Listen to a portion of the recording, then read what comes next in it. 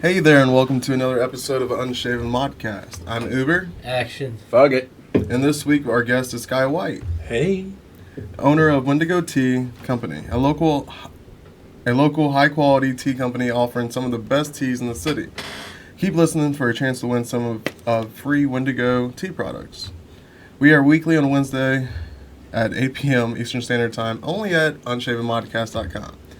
And live on our Facebook page at Unshaven Modcast. Can't stay awake for the whole show? Search for us on iTunes, Google Music, YouTube, and SoundCloud. All episodes are uploaded the day after they air. We are a show about nothing and everything, the podcast where anything goes, unfiltered, undefined, and unshaven. Our sponsor for the month is Slaughterhouse Rags, purveyors of all things horror. Nice. Don't look at me like that. Good job, buddy. shrags.com. Check out their clothing, scraps, bits, and pieces at shrags.com. That's shrags.com. Also, be sure to follow them on Facebook at facebook.com/slaughterhouse rags. Dude, you did good. It sounded like you didn't read it off of paper at all. I'm about to ban your ass, too. You did a good job, buddy.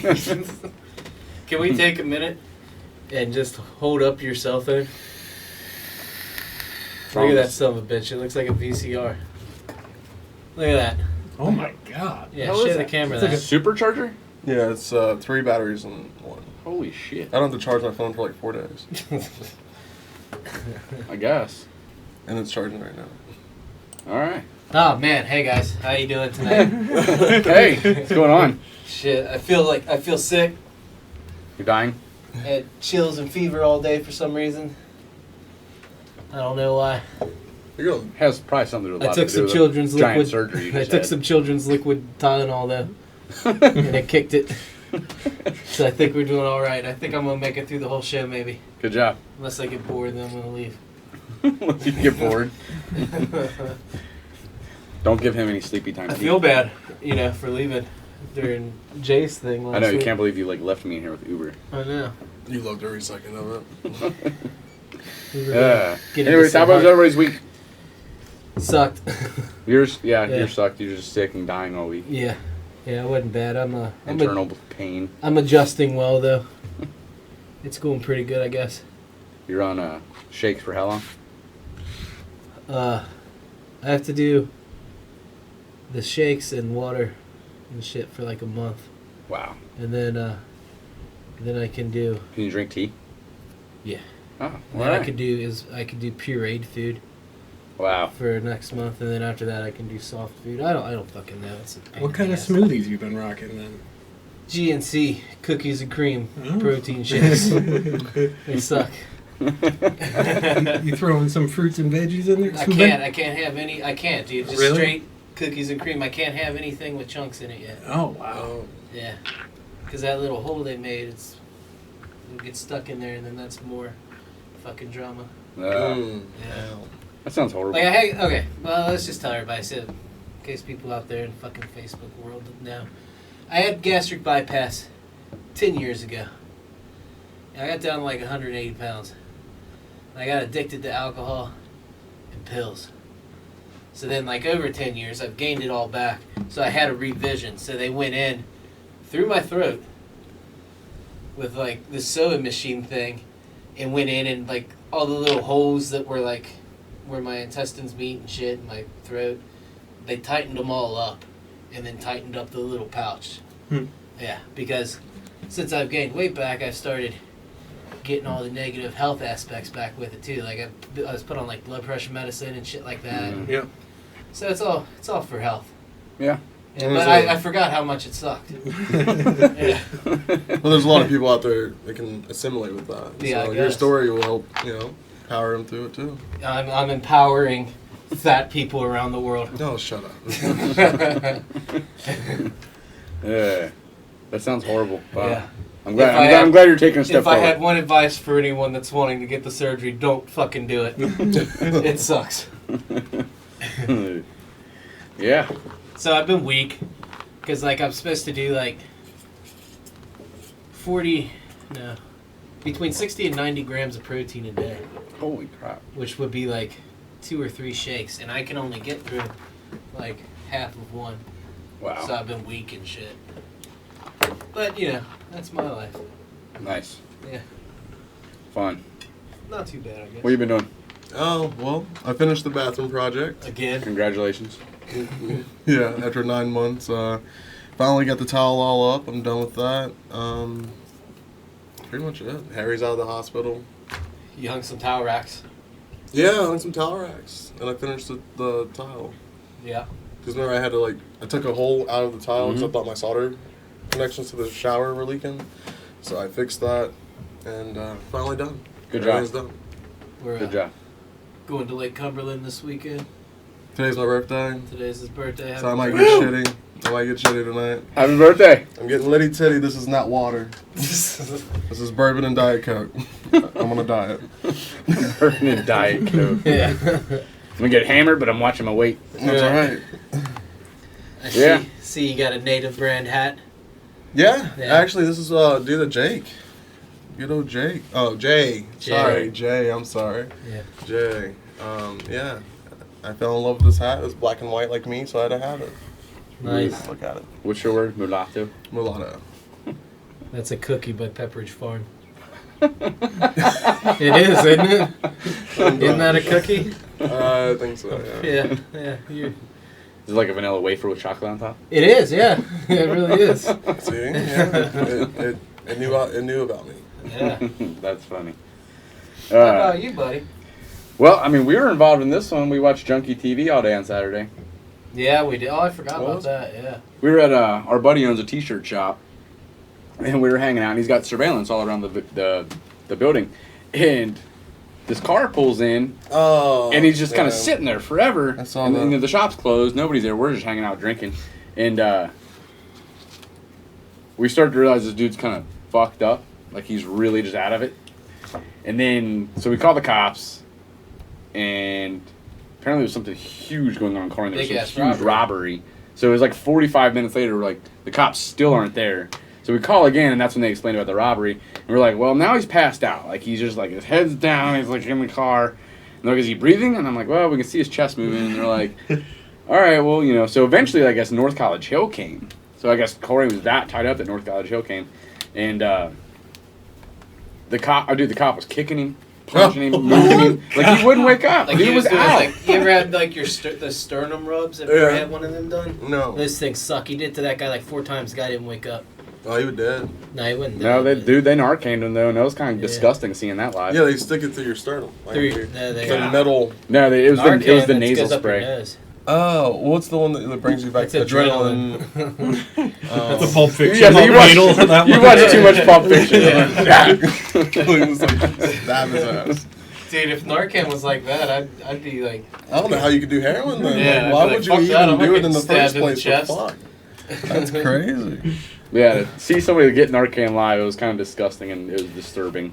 yeah, it was. It's just, you said it's nasal spray, right? It is, but it was like Why is they it so disgusting? they It's shoved disgusting. so much up that stuff just started Yeah, it's pouring out a of his big nose. ass It was like- syringe full of It it. was And they nasty. do half of the syringe in one nostril and half in the other. And they're not, I guess because the paramedics, they have to do it all the time and shit. Like, They were they assholes. weren't fucking gentle about it. No, not Like, at all. They crammed They were that shit up assholes. the dude's nose. Oh. Yeah. Yeah, you could tell the paramedics were not happy to be there. His See- parents came, and that was a See, fucking kids, this is nightmare. why you don't do drugs. Okay. It was Yeah. it was interesting. So that was Saturday. Yeah. Did a whole family trip around OTR. Took the kids down. Went to Pontiac. No, we didn't go to Pontiac. We went to where we go to eat. Where we ate at? Goodfellas. Goodfellas Pizza. Yeah. Never had Goodfellas Pizza before. That was good. After that, we went on the streetcar. That was interesting. It is the announcer guy is Nick Lachey.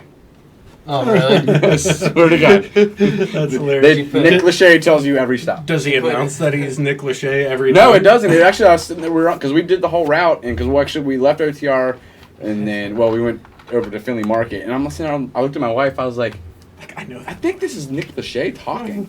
And she was like, well, it is Cincinnati Bell, owned on the train, and I was like, that makes sense, he is their spokesperson, and like, the more I'm listening, I'm like, yeah, I'm pretty sure this is Nick Lachey.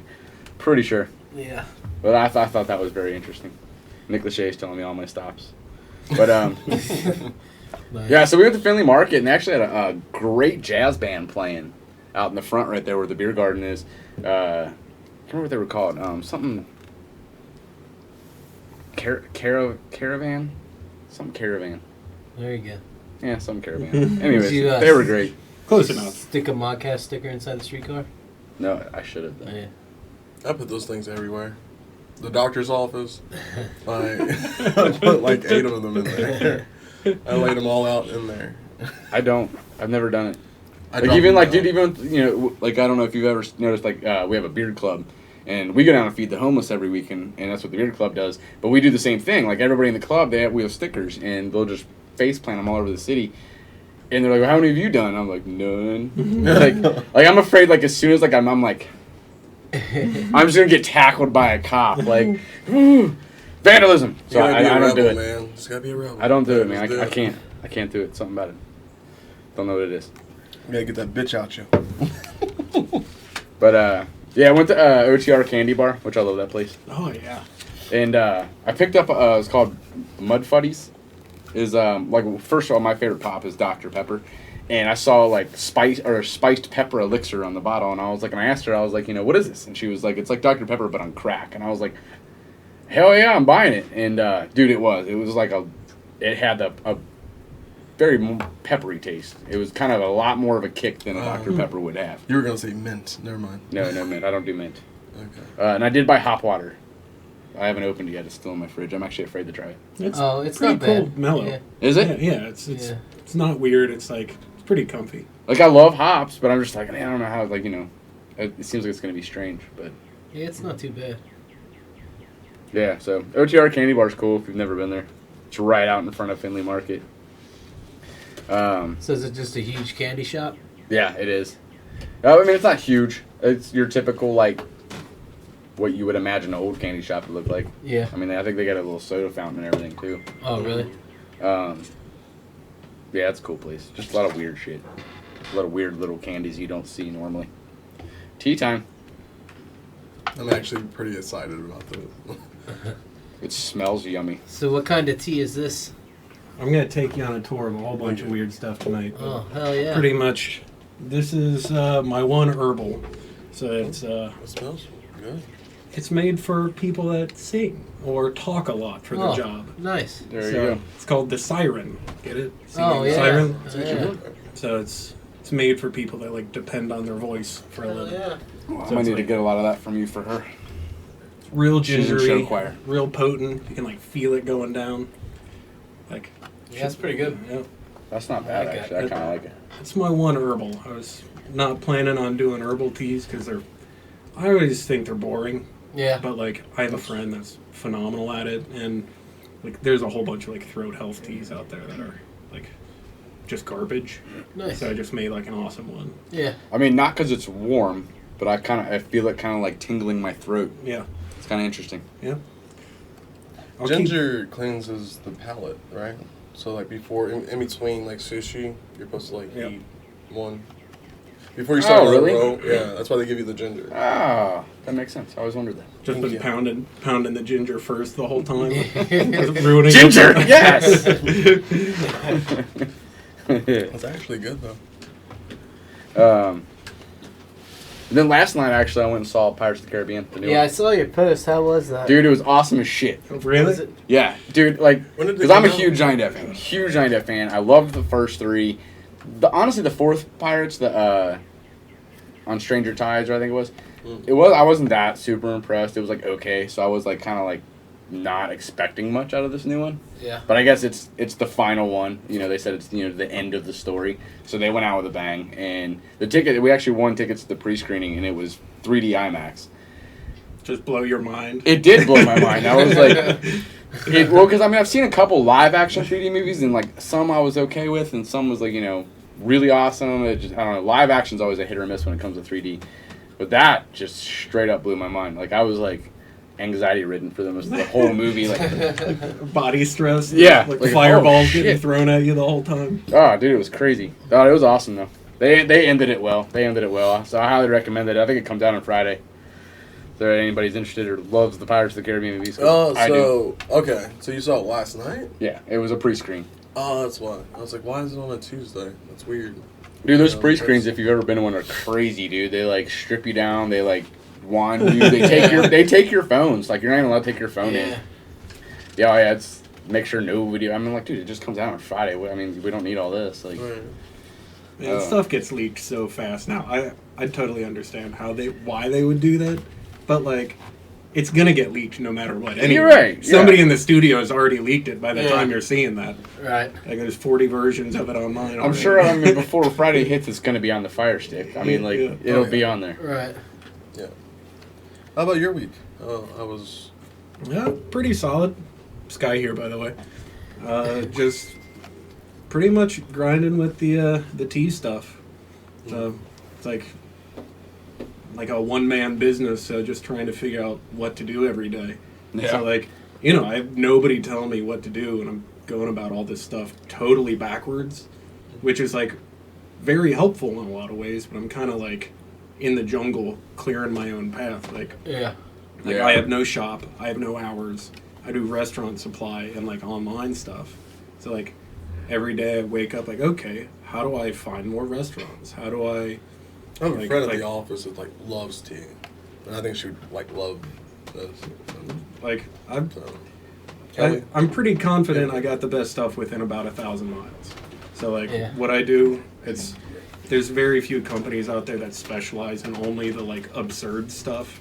Everybody always goes for like, I want to have 200 different teas in my shop, and I got 10 teas, but all of them are super legit. Like I've tried over 2,500 different teas. Wow.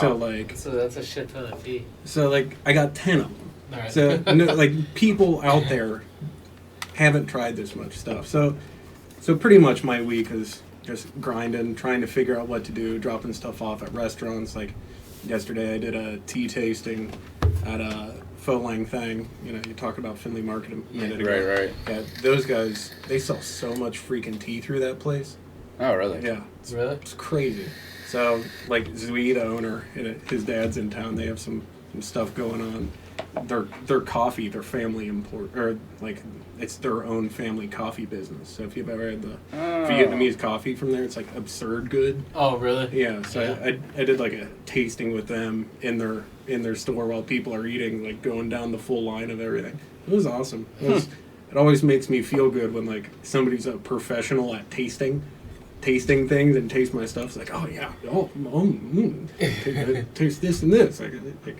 So yeah. Yeah, we are by no means professionals at tasting things. We're all just like, yeah, it's good. My throat burns. Awesome. I was trying to come up with it's hearty. It's like a hearty tea. It's almost like a ginger broth. Everything I do is like an extreme version of what you would think. Like before we started, I was telling you, like, a lot of people don't like tea because America has garbage tea. Right. Like there's just facts about it. Like we're super far away from anywhere that grows it. We're like, our taste buds are accustomed to like bitter, weird things, so we never get good stuff. Right. So like my job's like finding the like unique, special things out there that people would actually like. So that makes sense. Because, I mean, I guess if everybody's accustomed to some garbage, like, you've got to find good shit that fits the garbage. Well, a unique enough flavor. To where it's not going to throw somebody way the hell off. Yeah, well, like, unique, but, like, understandable. Like one of the weirdest teas I found was a 10-year-old oolong. It was a 10-year-old tea. And an aged tea that's usually not a kind of tea that is not aged. So, like, you open the thing to brew it, and it literally just smells like a wet animal. And then when you brewed it up, it tasted like marshmallows. Really? So like it was super weird, and like I would love to sell that one, but no one is gonna like that one. Yeah. But the oolong I ended up going with, it was like, it has a little bit of that like wet rhino, like when you're walking around at the zoo smell. Yeah. But then it's like super sweet and like very, very not bitter. So. Huh. So let me know if I get boring, just like talking, just shredding on. Because I guess like on tea stuff, I get so excited about this because literally like that oolong I was just talking about, I spent probably 1,000 hours trying to find that one tea, like just grinding, trying to find that. I knew there was a perfect thing out there. Yeah. So. Interesting. Because I guess like what we were talking about earlier, like in America and shit, everybody like wants to throw a ton of sugar in the tea. Well, and, processed versions of things. Right. But there's teas out there that you can brew that when they're brewed are sweet, right? Well, yeah. Like What do they call them? a higher grade, especially like a full leaf tea, Yeah. there's natural sweetness that comes out. Right. But like, say, like people at home cut into your tea bags if you have tea bags. If it looks like dirt in there, it's garbage. It's literally the garbage that most of the rest of the world would throw away, but we're morons. So we drink that here. Yeah. So, Interesting. Yeah. I mean, that's kind of what most Americans' diet is anyways, just garbage. Our sponsor this month is Lipton. don't you say that. Don't you dare say. Anyways, I'll go on about this week real quick. Chris Cornell's committed suicide. That's Yeah, I sad. saw that. That's sad as shit. Yeah. Well, actually, I've been like, honestly, like, I was like, when I heard Chris Cornell died, I was like, oh, that's crazy. I wonder what happened. And then, like, first, they started rumblings of suicide, and I'm like, I don't buy it. No, he legitimately did it. And then other people started saying drugs, and I was like, I don't buy that either. I'm pretty sure he was clean. Like, he used to have a problem in, like, the 90s, but I'm pretty sure he was clean now. And then when I found out, like, he really committed suicide, I was really kind of blown away. But then I read this story, I guess, he had, like, real bad anxiety. And depression. Yeah. Well, I didn't read the depression part. He was on meds for anxiety. He was taking Ativan. And after the show, his show in Detroit, his wife called him, and she immediately just said he sounded odd. His words were slurring. He didn't sound good. He was like, I'm just stressed out. I may or may not have taken an extra Ativan. And she got concerned, so she sent his security in to go find him. And by the time security got there, it was when he took it said an exercise band, and then I still can't remember the name of it. The mountain climbing hook things. Carabiner. Yep, that. Hooked it to the shower curtain and did it that way. And I was like, that. But now his wife's going on this big crusade that it's all about, big pharma and the pills, and he took too many because, all the pills, the pharmaceutical companies are always like, suicide is like the biggest side effect. But I don't Pretty know. rough side effect. It is. I was on Seroquel. I don't know if you guys know what that is. I do.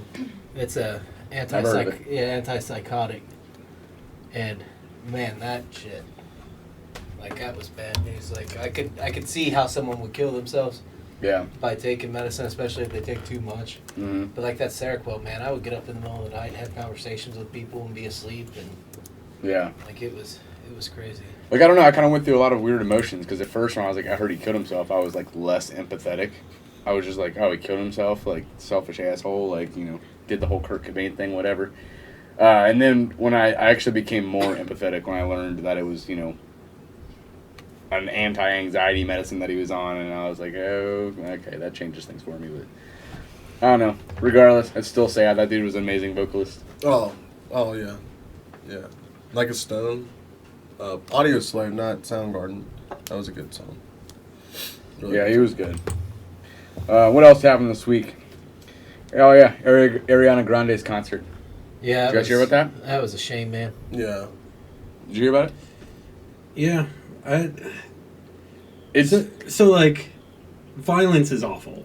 right. Like, but if you're somebody that's attacking people going to see a show, not only that, a bunch of, like, young kids Children, and Right. yeah, girls. little girls. It's like, I remember being young and thinking there were, like, villains in the world. Like, I remember, like, because everything you see, there's the superheroes and the supervillains. Like, you see, like, Yeah. Krang from Ninja Turtles. Like, Right. he's a bad guy. Like, Right. there's not, like, a other side to it. He's a bad guy. Right. And then, like, I remember growing up and being like, oh, there really aren't bad guys out there. There's, like, everybody has their own thing they're going after. And those things may, like, lead to gray areas where people will be on opposite sides. Mm-hmm. But, like, stuff like this, like, I can't think of anything but just a villain. Like, I can't imagine someone being like that and having like a positive shred in their body, like what they're trying to do. Yeah, there's no ulterior motive at the end of that. Like,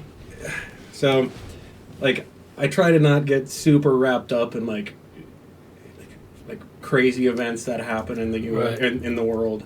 But like those kind of things, they bum me out. No, it does. And the reason I kind of brought it up is there was 2 really awesome things that came out of it. One, I read this article today. There was 2 homeless men sitting outside the arena, just asking for change, whatever, when they heard the bombs go off. And at first they started to run. They freaked out. And then once they realized what was going on and they saw the bleeding children and women like running from the thing, they came back. And they came back and they started like aiding all the people. And I guess there hasn't been any, like, I mean, there may have now, but at the time when I read this article, there wasn't any details on the types of bombs. But the homeless man that they interviewed, because they're calling him a hero now, he actually, he said they were like nails.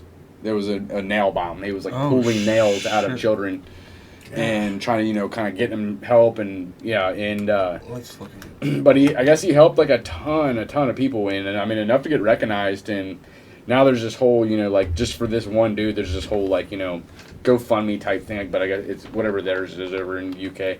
To help this guy. Yeah, to go to well, no, because it wasn't that. It's not what they called it. Kickstarter or something. Well, Kickstarter's for businesses. Yeah, no, it wasn't. They didn't call it GoFundMe, but it was something similar to that. But all this stuff's been set up for him because, I mean, he stayed and helped as many children and women as he can, and I thought that was kind of awesome.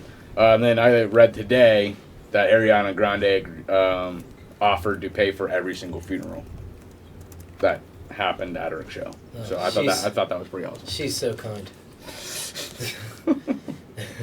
Still good though. Yeah, that's nice of her. That's nice. Nihilistic asshole. But yeah, if you watch the news and shit, you'd never want to leave the house, man. Like, there's so much, so much That's bad why I don't in watch the the world. news. Right. Yeah. No, it's horrible, dude. I don't watch as much news until I started this podcast, and then I look for news, and then I'm just need like, stuff to talk horrible. about. This is horrible. So statistically, we are still living in about the safest time ever. But the news, they work better if they tell you of all the horrible stuff. Yeah, right. That's why I want to move to Canada. We're not getting. They still have the same kind of news. No, they don't. Have you ever seen Bowling for Columbine? They only talk about happy fucking news. I've met angry And it's probably, Canadians. in the world is probably, been messed up for a long time. Oh yeah, it's all about Versus ratings. now that we're older and are able to understand it, it's. Well, violence always happened, but globalization is now happening. Yeah. So anything bad happens anywhere, you're gonna hear about it. Yeah. Our grandparents' generation, you'd maybe hear about a few giant national things all the time, but you'd hear everything about your neighborhood. Right. Right. Right now, Facebook, you'll hear anything immediately as soon as it happens. Right. Anything on the planet. And see, that's all even parenting. My oldest is 13, and then I have a 10-year-old. Sorry, 14. 14. I have a 10-year-old.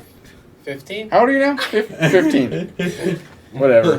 That's right. You're about to drive soon. That's why I'm trying to go backwards. It's scaring the shit out of me.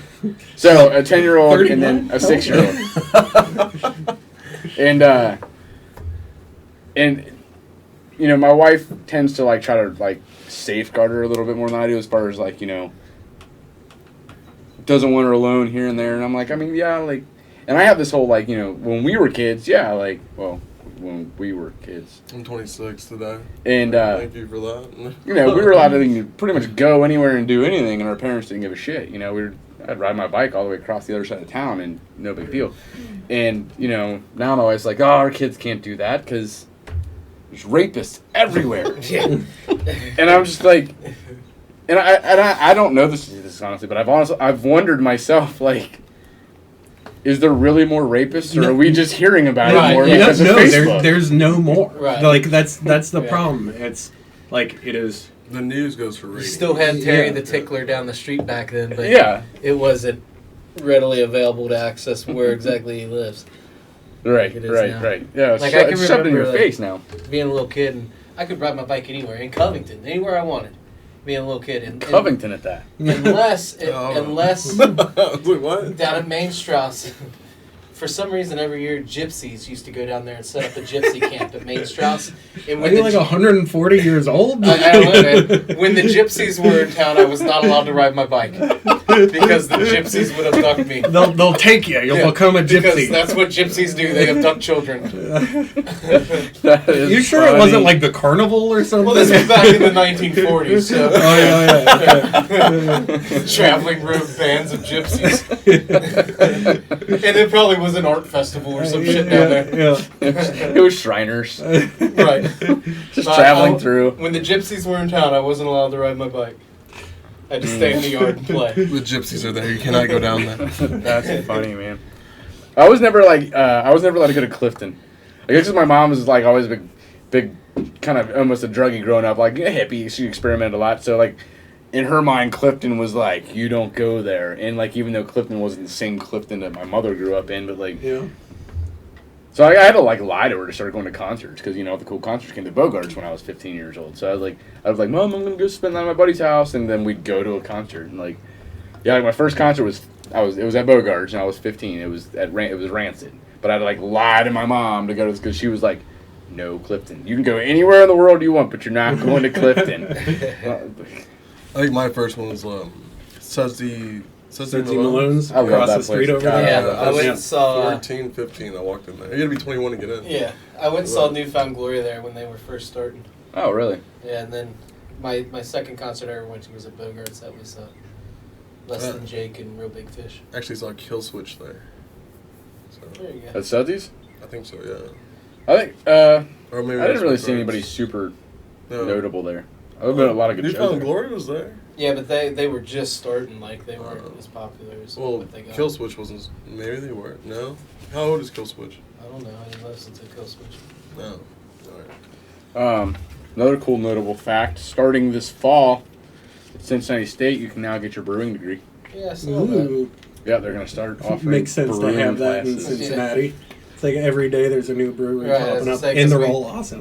They are all good. Well, it's funny because like I mean they all know this, but my I throw things. That's my thing. I don't Okay.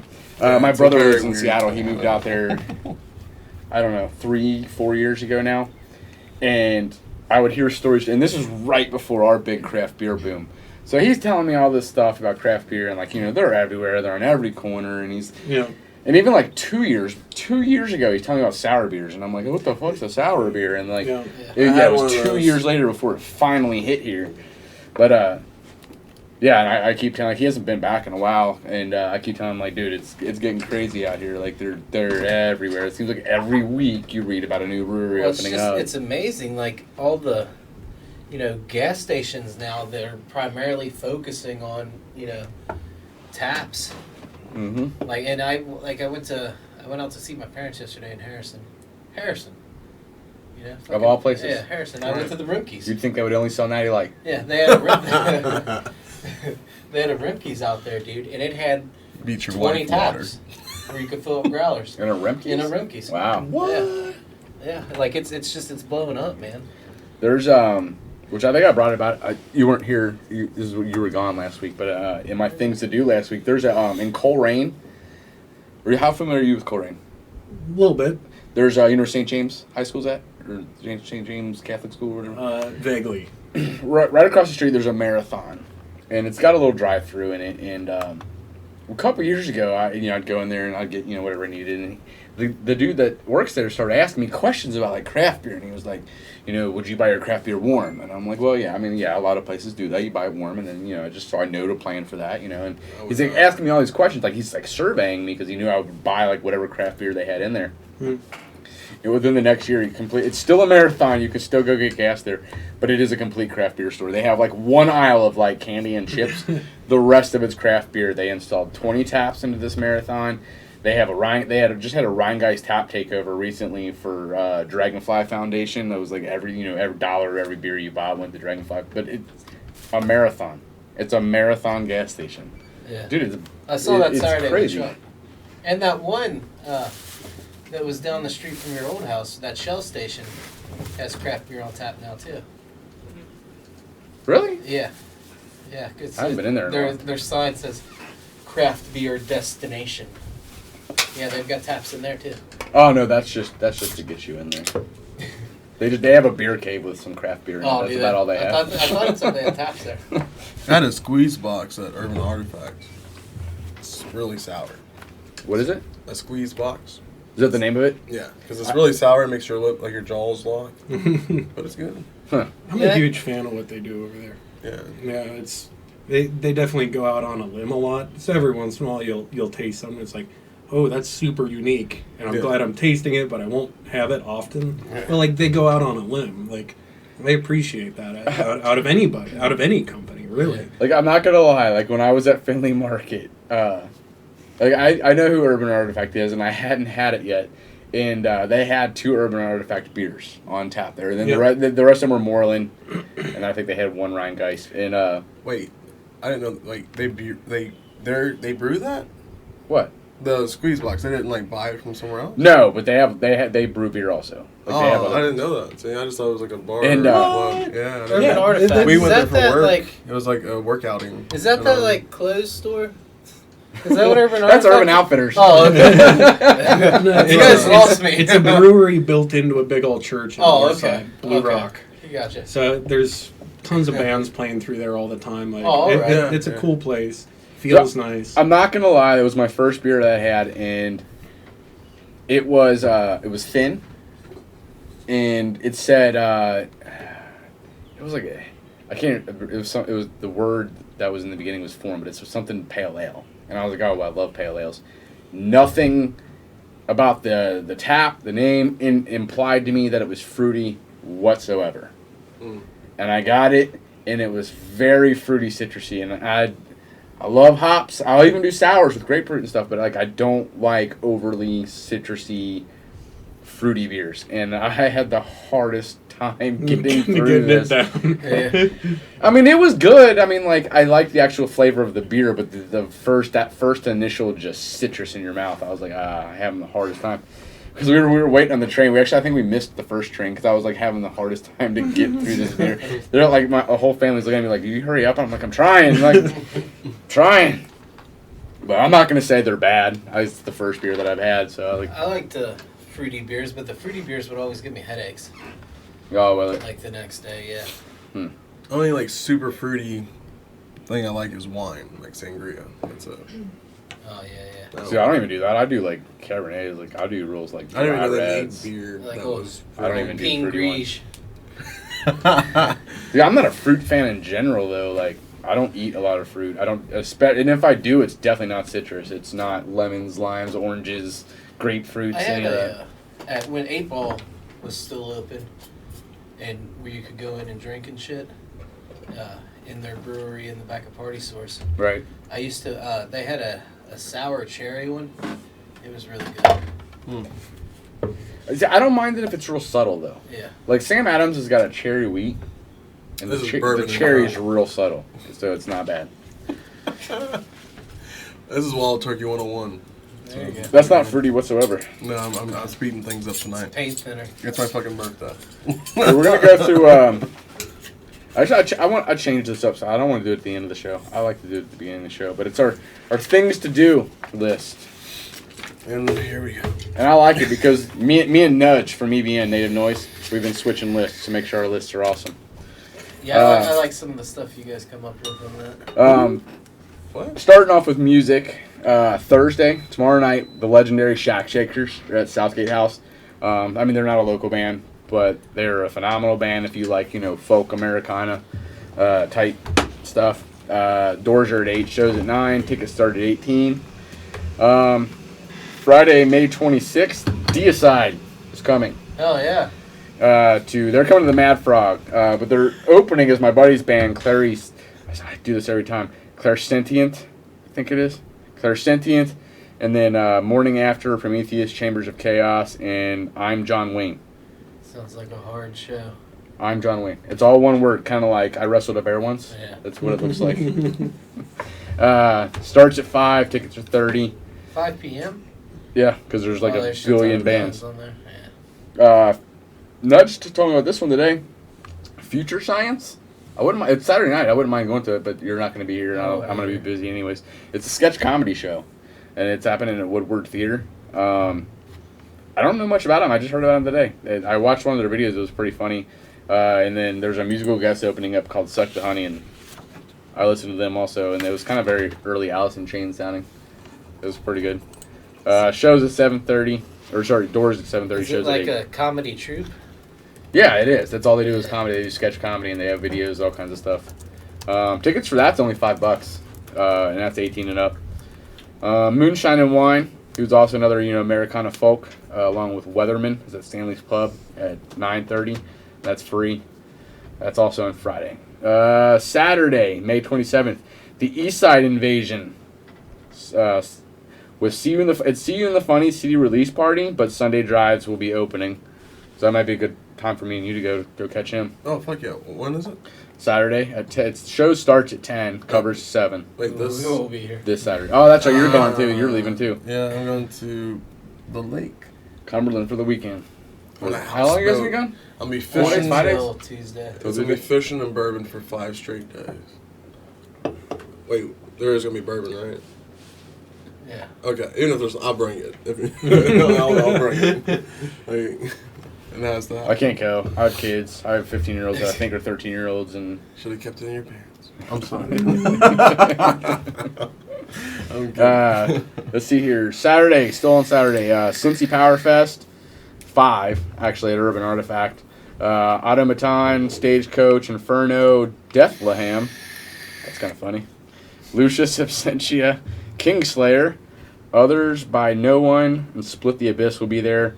Food truck is going to be there by Mountain Barbecue. Doors at 8. Tickets $10.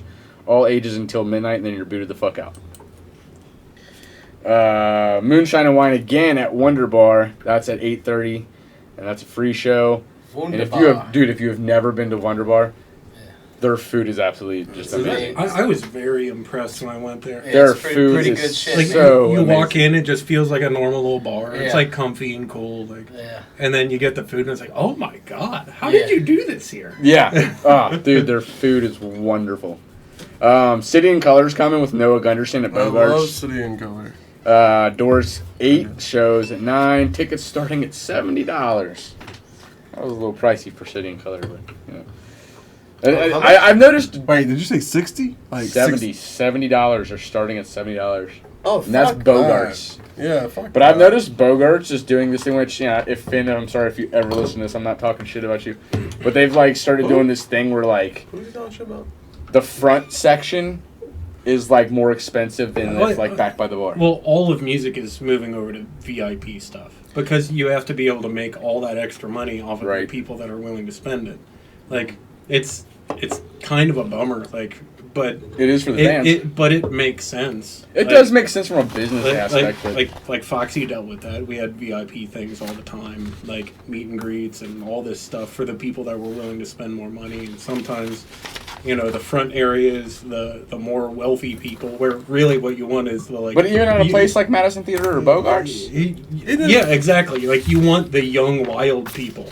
Like you want the poor people that are at a concert to get buck wild in the front, not the people that are willing to spend a couple $100.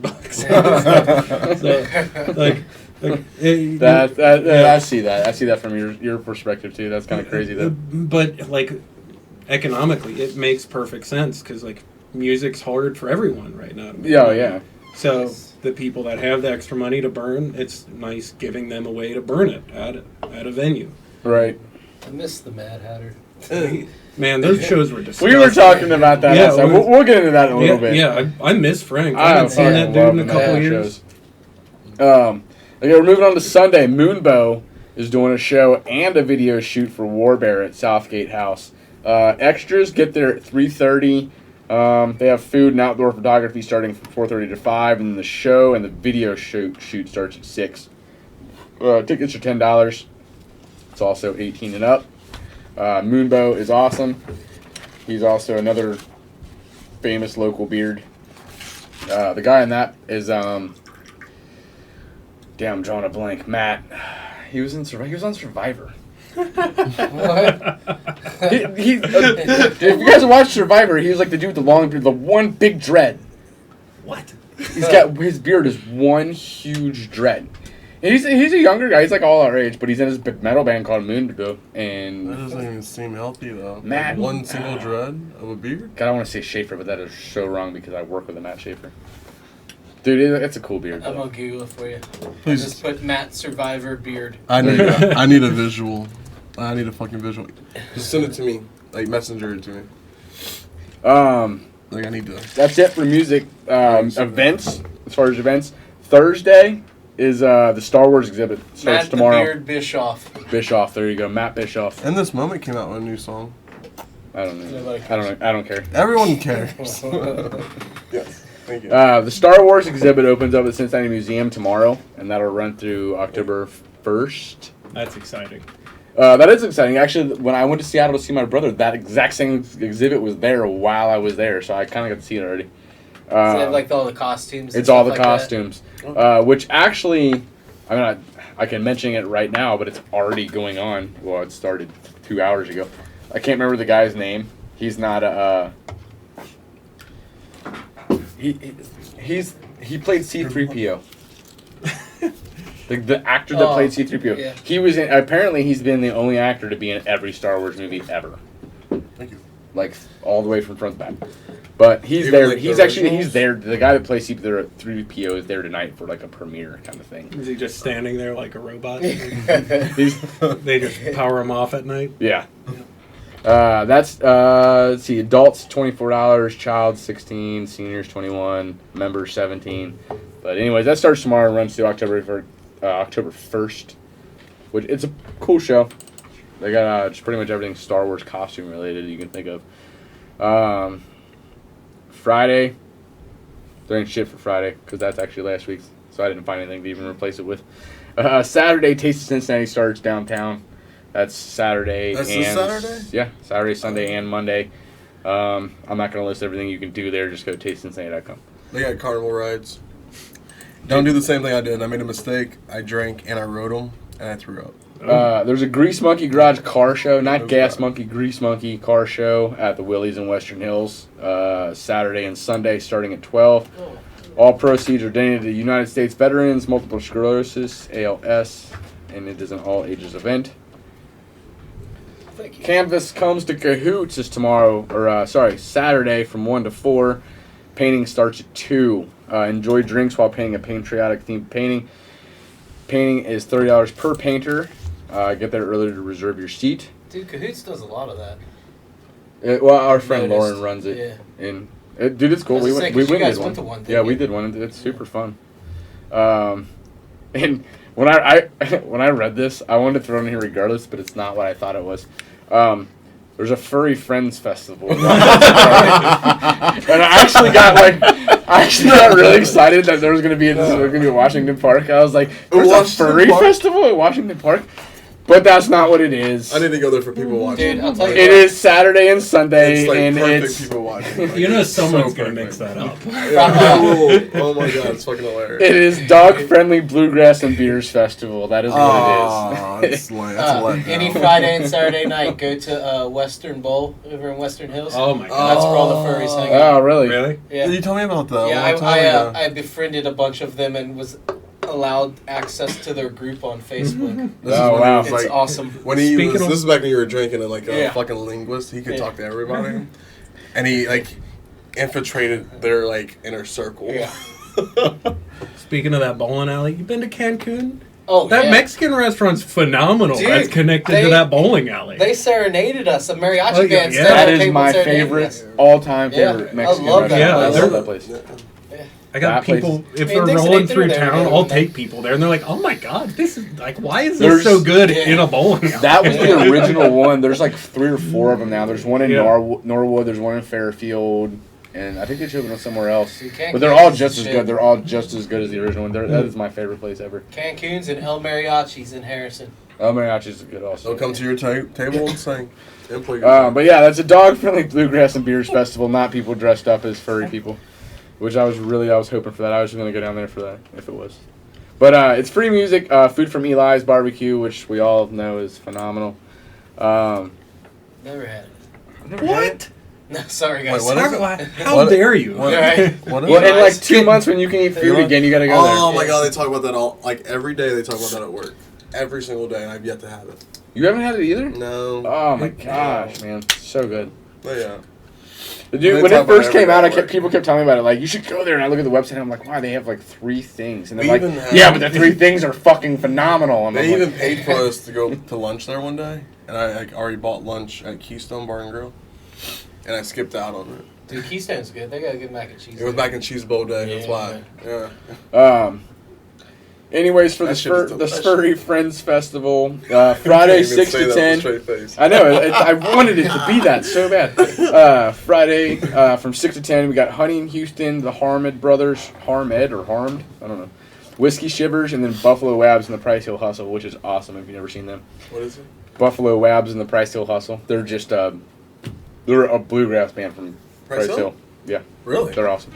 I mean, the Price Hill, I know, is like, like... I wanted to start a bluegrass Price Hill is big. Yeah. I mean, you've got, like, Bluegrass could come from the hood. There's no reason I why. broke my mandolin, though, so... I can't have a band. Well, dude, speaking of bluegrass coming from the hood, check out a band called Gangsta Grass. Gangsta Grass. It's hip-hop and bluegrass. I swear to God, it's so awesome. It's amazingly awesome. Dude, it's amazingly awesome. Saturday from 3 to 10, you got Willow Tree Carolers, Nicholas and the Pessimistics, Adam Carroll, Joe's Truck Shop, Casey Campbell, and the Tillers, who are awesome also. That's it. That's your whole weekend, other than a bunch of Memorial Day shit going on. Hey, Saturday I'm going to be at Off Market. So that's out in front of 20th Century Theater in Oakley. So I'm going to be slinging tea there all day. Nice. I think it's like, maybe it's like 10 to 4, something like that. Oh, yeah. Come around noon. I'll be there the whole time. You can taste some stuff. I'm looking right into the camera. What kind is this one? Oolong. So that's my super weird oolong. That's pretty good. It is I like it. called King Dragon. Yeah, I like it. So, like... This one smells more like tea than the last one. So I should be timing things, but we're like talking and everything, and so I'm like, right. So timing's maybe a teeny bit off, but yeah, that guy, it's like musky. It's killing him. He thinks it's horrible. Poison. So good. I'm just kidding. It's poison. I went down the wrong pipe. Oh, shit, his eyes are watering. Oh, no. Wrong pipe. It's good. I'm using it as a chaser for my bourbon. It's good. I like it. This one is a little bit more like tea-ish without the sugar for me. Like, I loved the last one. I like the last black one tea. was, like, to me, way better. Is this bothering anybody? No. Yeah. Other than I'm getting jealous. I'll blow your mind with something. I'll make a real potent Bigfoot for you in a little bit. Yeah, How about this. I mean, it's good. It's not bad. Like, I would actually. I can see. I would drink this over just drinking. Like, if I went and got some Lipton It's at healthy. home and like. Think healthy. Yeah, no, like I mean, like the shit you brew at home. It's definitely better than that. But I could actually drink this without sugar and like be okay with it. I got Like you, bro. my dad's I side, gotcha. my black side, like their idea of tea is like a shit ton of sugar. That's my Syrup. idea of tea. Yeah, That's tea, like tea My whole syrup. family's idea. Like it's like diabetes in a Yeah. cup. And I Like won't my drink two it. favorite teas in the world are from Cracker Barrel and McDonald's. Whoa, dude, it's diabetes How- in a cup. I am going to fight you in here. Well, hey, I'm getting learnt tonight though. You might teach me differently. Getting learned. Getting learnt. I love it. That's not bad though. That's not. That's It's not pretty horrible. good. That scares me every single time. Like, what is that? I've been impressed with both of them so far. I do like the ginger.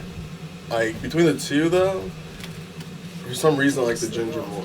Like that was good too. I brewed that guy exceptionally potent for this kind of setting, and it's like a straight herbal. Like it's easy to like, a lot of big complex flavors. And you that, said that oolong's kind of like funky, but then sweet at the end. oolong. So, That's what you get. What? How you spell oolong? Wasn't like Oolong. Oolong. I'm pretty sure I saw like a dragon on there too. Wasn't it? Yeah, it was the King Dragon. Yeah, I'll hold the tin up. It's that thing.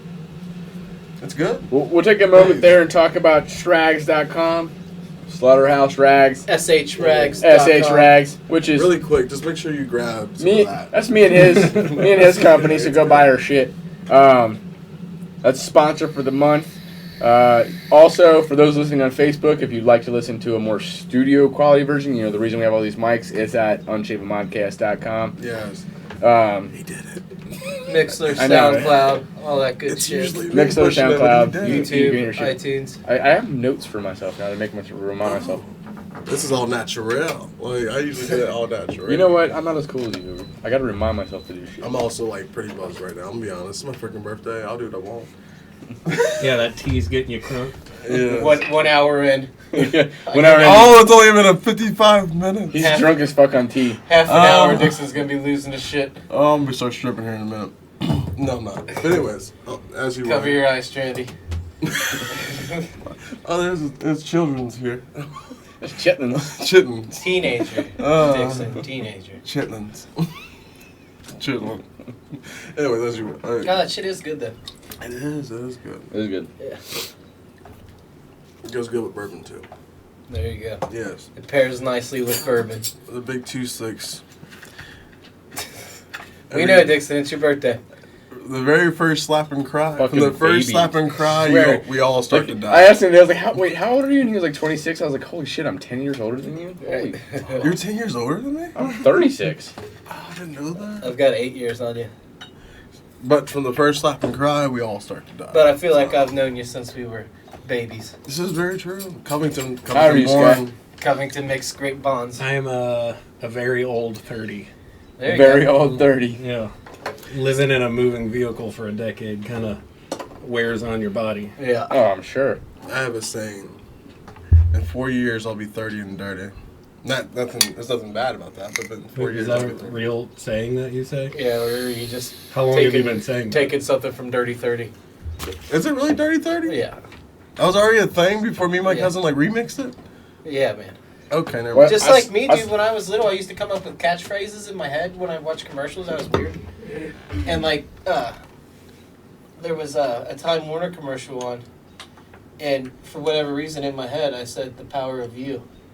And then they made that a catchphrase, dude. That's some more of that Nostradamus shit I got going on. You can't think about a thing.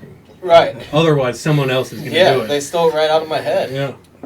That's a good ass, the power of you. I invented rotating Christmas trees with Christmas lights on them when I was like 20 and never did anything about it. Now they're that shit's everywhere. Like, we were drunk talking about this, like, we should rotate, like, a rotating Christmas tree and it's gonna be awesome. And then they came out and I was like, man, we should have done that. So, barcades. I've been telling Cincinnati we need barcades for Yeah. about a decade. Yeah. It's like every cool city has them. And I was like, why don't we have this? We, Well, have, that was- we have so many nerds in this city. Like, Yeah. why would this True. not work? That Very was true. another thing when I went to Seattle. He took me to like 5 of them, and I'm like, Yeah. why the hell do we not have these? And then literally, it was like right when I came back from Seattle was Oh, when yeah. both news articles dropped Yeah. that 16-bit and Arcade Legacy was opening. It was just an obvious thing. Somebody should have done it years ago. It's like so many cities have them. They make so much money. They're like super cool, fun, casual. Like, yeah, it made perfect sense. Yeah, oh yeah, definitely. And then, I went to 16-bit just recently, actually. Not gonna lie, I like Arcade Legacy better. I haven't been there I yet. want to go to the board game one. Arcade Legacy's got more of that hole in the wall feel, I've which I been like to that better. 16-bit many times, but I'll be honest, I don't remember any of the times. What's the one with board games? The Rook. That That's place the, is amazing. That's the one I want to go to. I do remember going there. Dude, I they have stay kind buffalo of sober. chicken tater tots that are fucking phenomenal. I stay like kind of sober for the chess. Like when I play chess with somebody. I like how the Rook feels like you're in someone's living room. Like, it doesn't feel like a ball. No, it doesn't. It's like at all. lighting is like normal house lighting. Like, tables that just look like someone's dinner table. Yeah. Like, it just feels like you're hanging out in someone's living room. It's like you're playing at your board grandma's house playing board games. games. Yeah, exactly. Dude, it's awesome. I love that place. As nerdish as it sounds, I'm super competitive at chess. Like super. So I don't drink that much. Look, dude, I've played so many games of Risk in my life. Oh, I love I Risk. 100% have a world domination complex. Yeah. Like, I got a played crew that. that I play with. Not Risk specifically, but just like games. Yeah. I play with once a week. Love those dudes. Yeah. Yeah. Oh, and okay. If anybody ever wants to know, this man right here is the reason I have a beard. Oh, really? You're the entire reason I I started think you told me growing this my at beard. some point. like I kept coming to shows and I kept thinking like, dude, his beard's awesome. I'm gonna start growing mine. I'm just gonna stop shaving. For one, I hate fucking shaving, and I did it for a year, and my wife hated it. So then I shaved it off, and then she was like, "You didn't have to do that for me." I was like, "Okay." So I will never do that again. I'll never do that again. And yeah, no, that you're definitely the reason. But the funny thing is like one of the last few pictures I have of me and you, like I didn't have a beard yet, and you had your beard, and then the next picture, the next time I saw you, you had just shaved yours off, and I had mine, so it was backwards. And I was like, "Oh, this is awesome."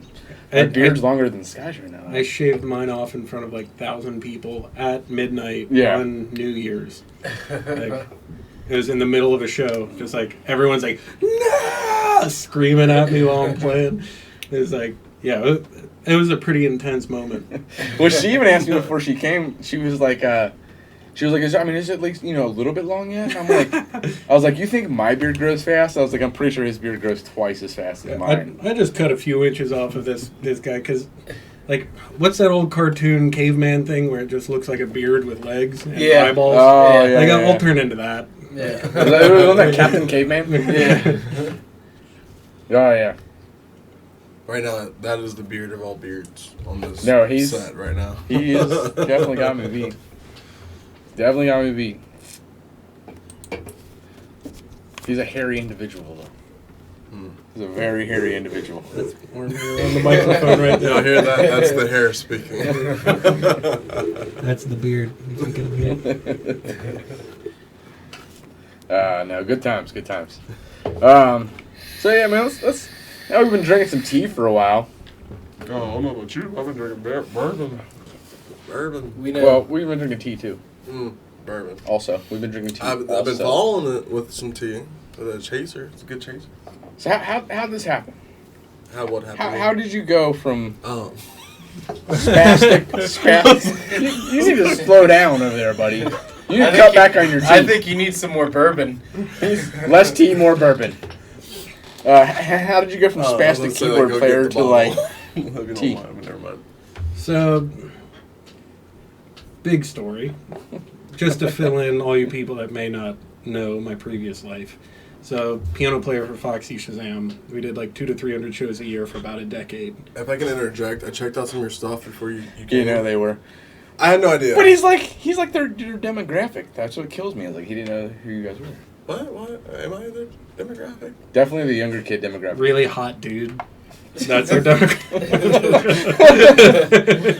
Dude, because you're my brother's age, and I wouldn't know who Foxy was if my brother didn't tell me who they were. Oh, okay. But, yeah, you guys are good. Oh, Lord. I listened to that like 3 times on repeat. There's a few others I listen to. But you guys are really good. I like it. Thanks, dude. Yeah. We've been... It's like Queenish, kind of.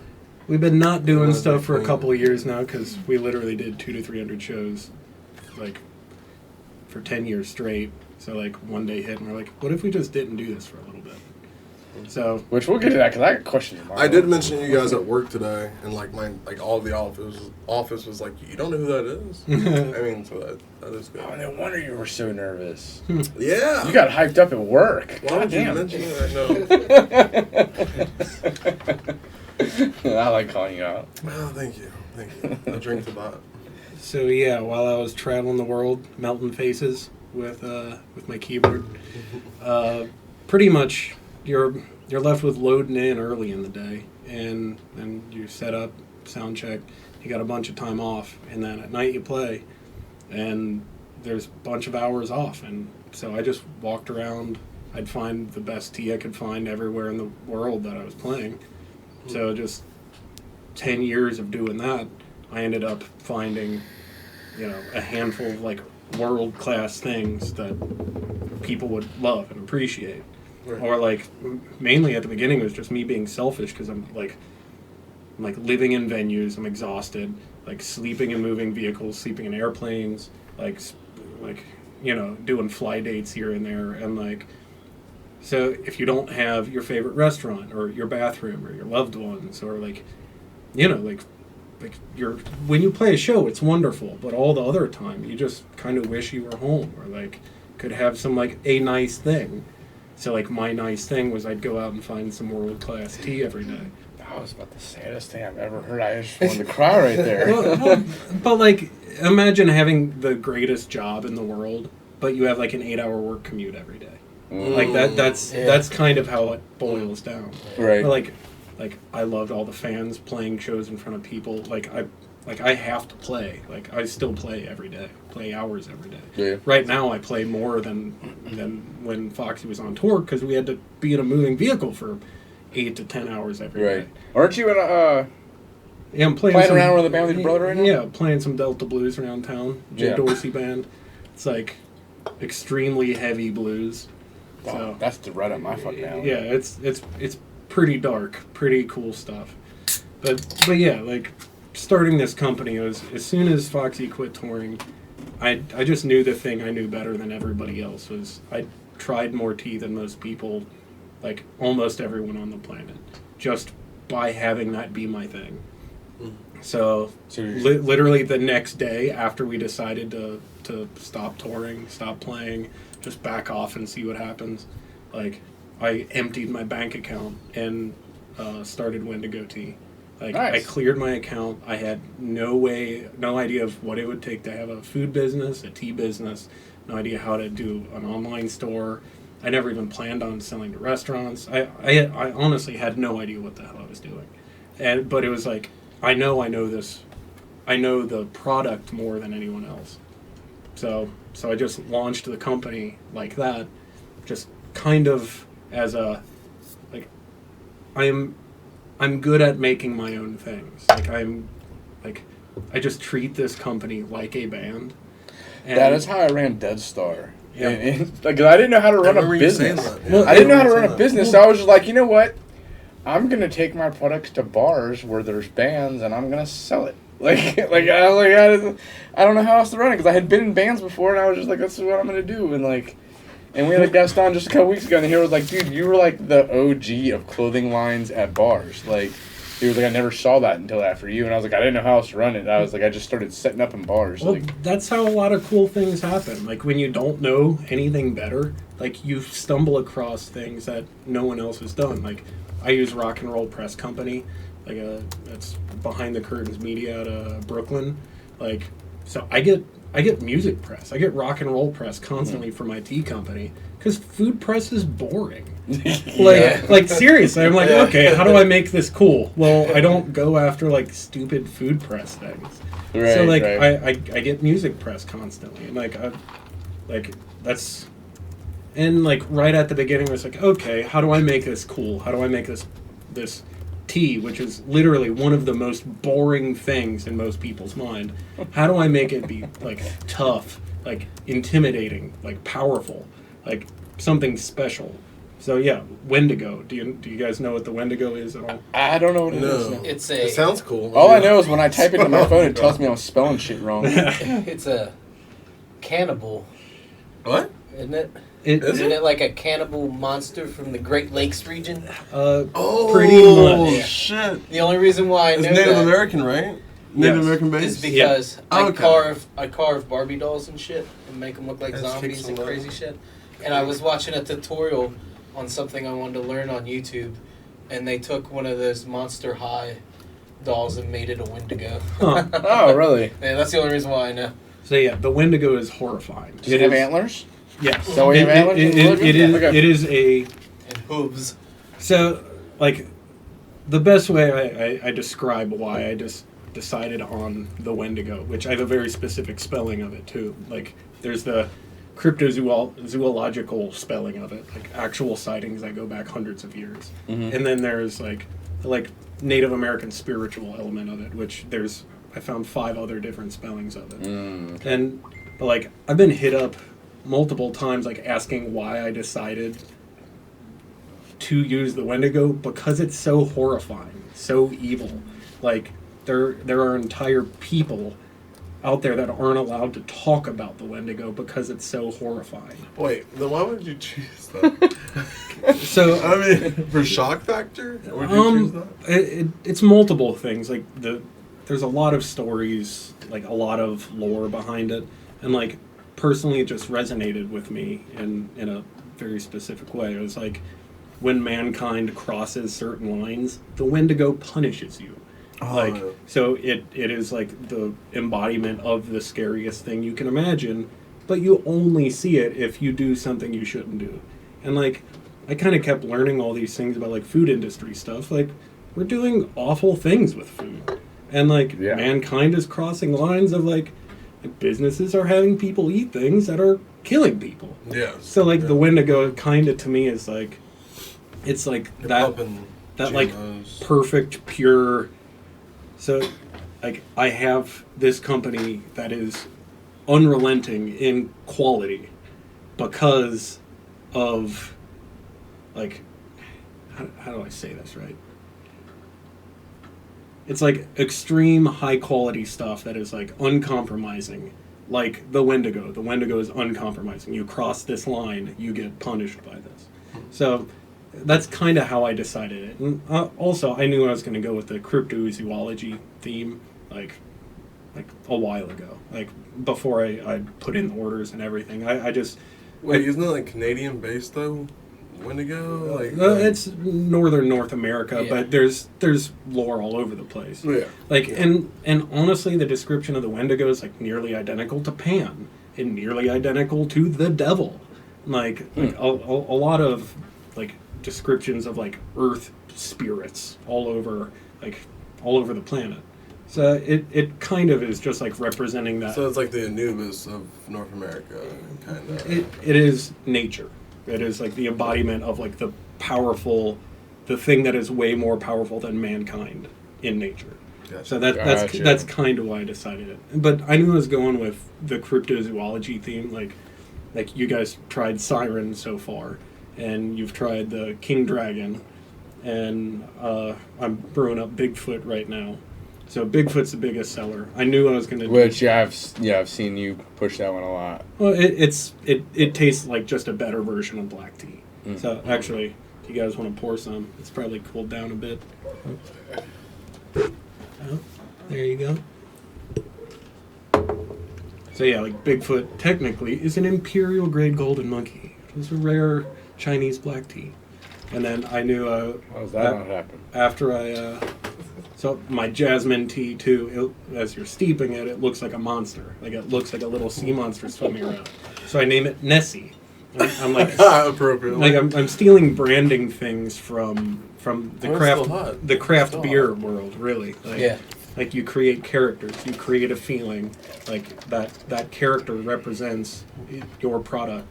Maybe like, did you get some? Yeah, give it there. This is I like this a lot better than this. This is a lot like. You used the word hearty before. It's a lot fuller. So it's like a bold, woodsy. Yeah, I was gonna say it's like earthy. This is really good.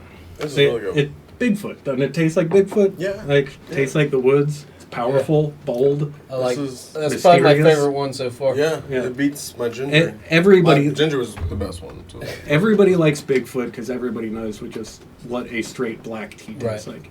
So your brain can immediately figure out, oh, I know this taste, but this is a better version of that.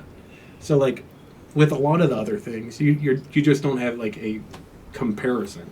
So, like, your brain can't decide if it is better or different, like what it is.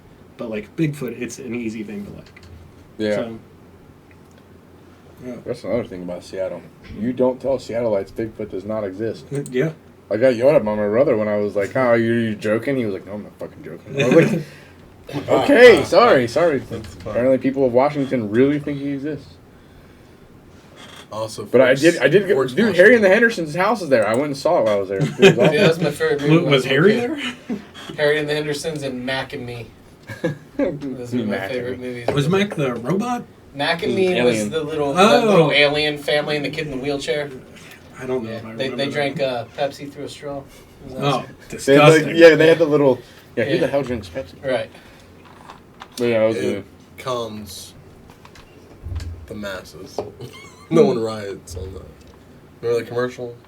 You need some more bourbon. the commercial where everybody's like rioting. Yeah, with the Kardashian. Yeah. Because that works and all, right? So we're I mean, other than like I know you said you're doing the off market. Did I read like you got into a store recently? So I think I'm in like 20 different places now. I got a place called Annette's in Denver. Mm-hmm. I got like 12 different restaurants, 10 different restaurants, like Filling Thing, nice. Corn Hoppa downtown. That are buying your tea? They're Right. like they sell my tea as their normal tea. So like you So it doesn't say like on the menu it's Wendigo. yeah. Oh, it does? Yeah. Okay, yeah, nice, both nice, of those nice, nice, places. nice. Because when you're gonna go with a company like mine for what you do, like you might as well like drop the brand because it's like a pretty like you're gonna charge more because it's an absurd high quality company. Like that's all I do. Like Right. people that recognize it are like, oh my god, yeah.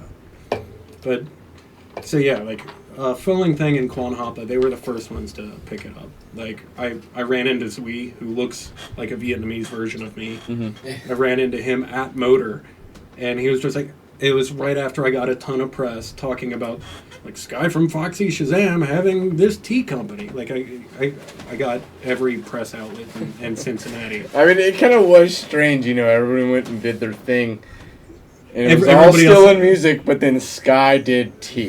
Yeah, I have like a weird monster themed tea company, and I got a ton of press over it. Like I've gotten international press for this. That's nice, man. Like- That's awesome. Like a year in, I did a talk on marketing and branding to Procter and Gamble on like on Oh, my hell on, yeah. That's on legit. my bizarre like branding technique.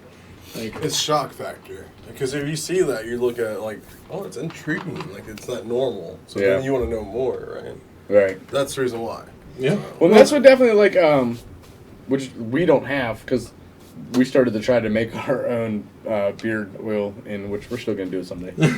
But dude, Scott Ponder over at Ohio I Valley, made one like of his those. Yeah. branding was I made one of phenomenal. those. Like, Yeah, just the hand built woodwork and just all kind of similar to the whole you give your little crate there and like yeah. the branding was absolutely phenomenal. I love those guys. Oh, they're phenomenal. They usually do the off market stuff with me too. yeah, they're Like great. I always see them around. They're always like building out like a full full crazy. store. Yeah. And they have the like car set up. Like they're Like, I was mobile doing beard unit. Yeah. I mean, if I you was can doing get shows your, with him for a while. And when I first started on shows with Ohio Valley, he at first it was like a cool like 1930s suitcase, and he was like, "Here's Ohio Valley," and I was like, "Oh, that's cool, man." And then the next time he was like, "Here's this giant wood case," and like the next time he was like, "Here's this giant wood awesome 1930s display," and I'm like, "Holy shit, dude!" Like you guys just like every time I see you, it gets crazier and crazier. But no, he's a cool dude. Scott's cool. It's a good product. Yep. What's up, Jack? Oh, and Ashley said, by the way, I want to say it earlier. She has tons of pictures from Foxy at Sudsy's 2003. 2003 when you opened for a band called Hinges. They opened for you guys. We played, I think, once at That Sudsy's. they opened for you. We played once, and it was in the basement. I think it was like Metal Fest or something. We immediately got banned from ever playing there again. Like, stuff got exploded while we're playing. Yeah. Like, it was just totally buck wild. I think we ended up playing at like 2 a.m. or something stupid. Was that like a microphone up the ass night, or was that not a microphone up the ass night? It was something. Like, I'm sure something happened that horrified people. So, but yeah, like I think it was like a fan got thrown into the ceiling. Like a Dude, box like, fan, not a person. I know you Yeah. listen to like Oh Lord, and you're like, oh, this is a really cool song. But It dude, reminded me, early Foxy, their shows were Well, very uncouth. If you saw all shows, like we just focused on having like cleaner sounding records for years, but pretty much all of our shows were wild. Like They were literally wild. Most of our, Eric did stop sticking the microphone in his ass at some point in time. Wait, legitly? Or are you just saying like, like, you just all the way in and out his mouth, and then singing like that. Yeah. What? Have some more bourbon. Yeah, let's carry you out of here by the end of this. Yeah, right. Yeah. Like what? But yeah, like, our shows were wild. Like, all of us had horrible injuries that we sustained on stage. Like, broken bones, blood. Like, I got blood stains all over my piano. Like, Yeah. like, Oh god. like it was all shows were That's epic though. violent and weird in one way or another. Like early were more chaotic, like later were like feats of strength. I thought about that myself. Like I'm sure that's why so early they were so fucking crazy. I mean, everybody gets older. Like I mean, you can't keep doing that. Like you're eventually gonna kill yourself. Like man, I almost died on stage a handful of times. Oh. I got. I saw many near-death experiences on those stages. I saw one video that was uploaded like 2 months ago. I mean, it seemed like it reminded me of Queen and like the darkness. So speaking of the darkness, We recorded a record with Justin, and we toured with the Darkness for years, and for a couple years, yeah. And then didn't him and Eric write a Meatloaf song? Yeah. They wrote some music for a Meatloaf record. Nice. So Seattle, we played at a place called Neptune Theater. We were on tour with the Darkness. So at this time, we had this thing at the end of the set where I think it was like 21 hits. It's just like the end of a song called "The Only Way to My Heart" is with an axe. So it's like a heavy, it's like a real dark blues song. It's like all over the place. It's like pretty fun, straightforward blues. But the end of it was just like, it was like the close out the set thing. It was like 21 hits of just like God. So during the end of this, like I'm playing, I have like 100 feet of cable on my keyboard. So I throw it over my shoulder. I climb a 20-foot stack of PA. So like, I don't know if you know what a PA is, like the speakers. Yeah. So there's like 2-story tall this thing going up like higher than the balcony. So I'm like holding my piano. It weighs, it's a rolling thing, weighs about 100 pounds. Which I mean, dude, if you ever watch a live video, I do want to know how many keyboards you've broken over the years. He would like stand on it, stomp on it, jump on it. Roland do gave handstands, like throw it, like dude, you just. Well, my keyboard company gave me keyboards.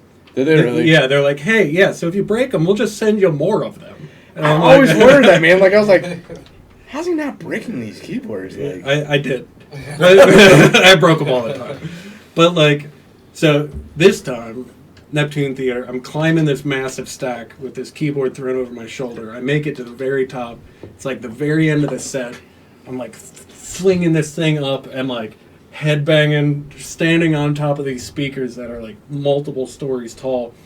And like my cable gets caught on something. I reach back and there's like the power box. So I like give a yank on that to clear up some space. I start getting electrocuted as I'm holding this massive keyboard up on top of like this PA. And all of a sudden you started playing Mozart. It's like 3 feet by 4 feet. It's like not big, but it's not tiny. But if you're getting electrocuted, you're falling down. Like there's nothing you can do about it. Your muscles are giving out. So my muscles are like I'm like just shaking, getting wildly electrocuted by this box, like hanging on to my stuff, and like there's like and the whole crowd's freaking out, like 5 seconds left in the set, and like just noise and crazy stuff happening, like lights flashing everywhere. And I'm like, I'm about to die, falling down, getting electrocuted on top of all these people. I'm gonna like people will be killed by my body and this keyboard on the way down, and then just by the grace of God or something,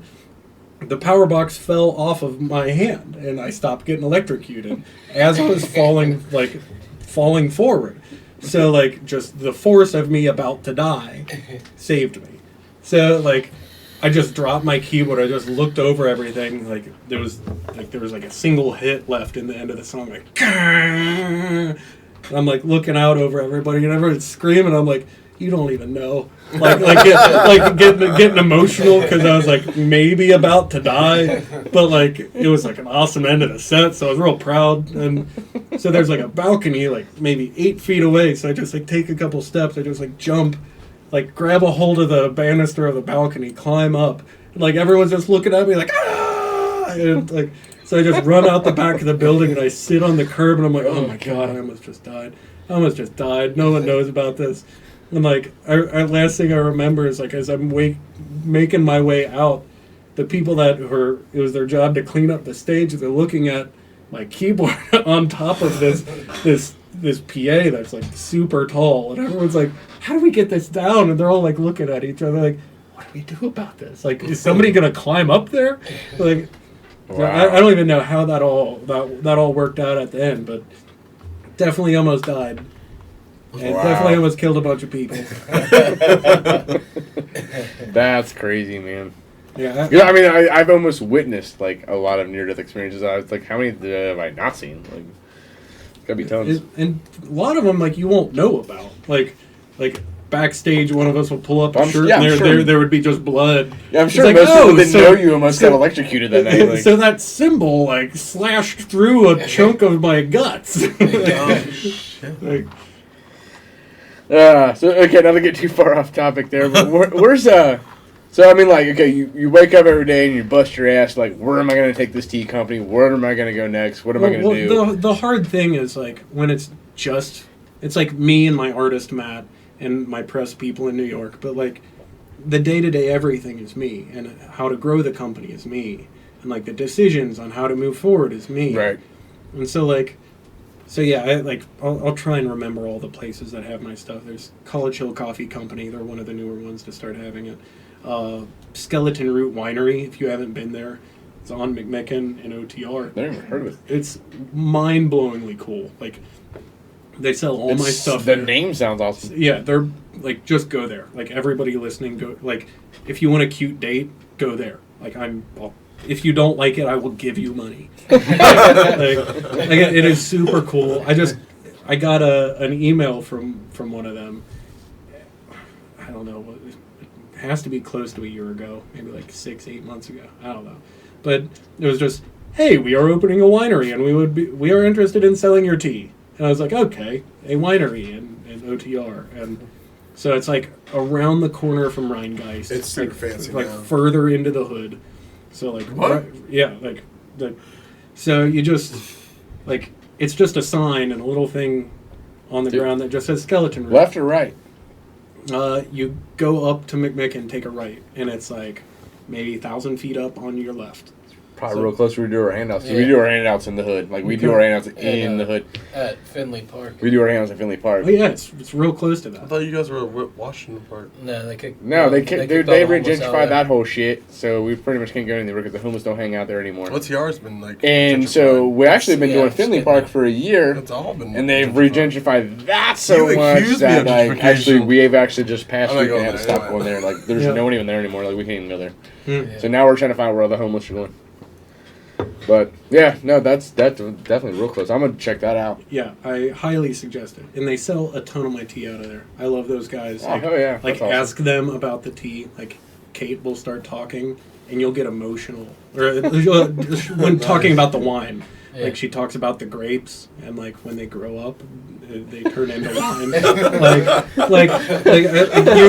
You literally you'll have a single tear running down your face by the end of hearing. I know you say American tea is garbage, but it damn near almost reminds me of like the old commercial with like the white tea with the little old Chinaman who picks the baby tea. He's like, "This is how white tea is born." Like, it is kind of an emotional commercial. It's a sentimental commercial. You guys never seen it? Was that for Lipton when they were pushing the white tea? The white tea, yeah. He was like a super old Chinaman, and he's like in this little field, and he's like, and you pluck it. I don't think it is politically correct. We just keep saying Chinaman. It's not politically correct. Asian. Don't or say Chinese man. Chinese man. There you go. Asian, or don't say Oriental. I Chinese. used to say Oriental. You had the whole I got corrected. Okay, sorry if that was offensive. You brought up white tea. I'm pulling this guy out. This is. Heck yeah. That looks like a spider. I don't know. Yeah, I hate spiders. Don't say spiders. Well, while you're brewing, tell us where you want to go with this. What your goals are. So pretty much what I like doing with this is I like not giving into the things that makes it easy to grow. Like, if I were to drop my quality way down, I could demand like a whole lot larger profit margin on everything, which is why everybody sells garbage tea, because people have a price they're willing to spend for tea. But like, so like the same suppliers I use, I could get like a garbage bag of stuff for a couple bucks. Yeah. Or I could get the stuff I have, and it's mind-blowingly more expensive. Right. But, like, I'm a tiny company, so I have zero overhead. And, like a lot of my day is I go and hang out with restaurant owners and chefs. Yeah. And, like, I sit down and taste food. Or, like, bartenders that are using my tea in cocktails. And we're, like, hanging out and, like, tasting things. Like, tasting things that'll just blow your mind. And, like, Right. oh, my God, this is a special thing. Yeah. This is something that's important. So, like, growing the restaurant part of it, it's, like, personally fulfilling. So I'd like to do a lot of that. And, like, all the online stuff, that's fun. Like, people, like, America needs good tea, and I have this. Right. So, like, I would like this to be a whole lot larger, not necessarily for financial reasons, just, like, I'd be proud of, like, every time I get an online order from a person that hasn't already been buying stuff, Mm-hmm. I'm like, yes, that's awesome. This person is going to love this. And then when I get a second order from them, I'm like, this is so cool. Like just the fact that somebody was willing to take a limb and like go out on a limb and like maybe spend a little bit more on something super high quality. And it, like, they appreciated it. Like, they were able to tell a difference enough to do it again. Yeah. Like that's important to me. Like, it's the same kind of thing as an artist. Like, you have a certain passion for what you're doing, like an uncompromising passion for what you're doing. And like a lot of businesses will water down their mission, their idea in order to make money. And like I kind of, the way I'm going about growing, it's easy. I don't have to compromise. Right. I don't have to do a lot of stuff because it's just mine.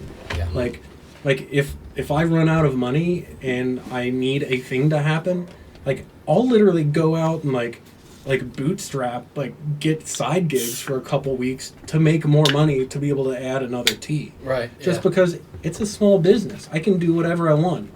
I keep refusing people that want to invest in the company because I want to have total control over everything. That's true. Because there are ways I could easily make more money off this stuff. There are easily like I could do what every other company does and have some bad, like, cheap tea and make like 1,000% profit like they do, and like some generic stupid branding that like has some bamboo on it. And people will be like, "Oh yeah, it's exotic," Right. but like With an old China man picking leaves. Will you please stop that? I said China man. Will you please stop it? So pretty much what I'm trying to do, I'm trying to have. So, a good example. We've been talking about craft breweries and everything. Yeah. Like, what was it? 7 years ago, there were no craft brewery places. Yeah, there were no 7 breweries in yeah. Cincinnati besides big stupid things. Right? Yeah. Like Sam Adams' local brewery, I think was it. that is never claimed Cincinnati anyway. Yeah. Yeah, it's just a factory. Boston. Wait, Yeah. Sam Adams is Cincinnati? Yeah. It's Boston, but they Yeah. It's produce Boston, a but ton they- of stuff here. Produce most of it here. Yeah. And you're like the Cincinnati Job Corps. Yeah. Like it's right across the street. Just fuck out.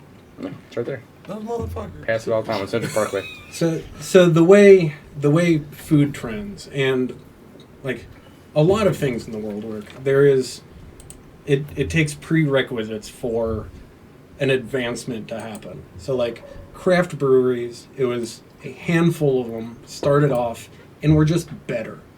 That's why Well, they weren't, especially because back then the laws were way different, so they had a lot of hurdles to go over in the Yeah. beginning.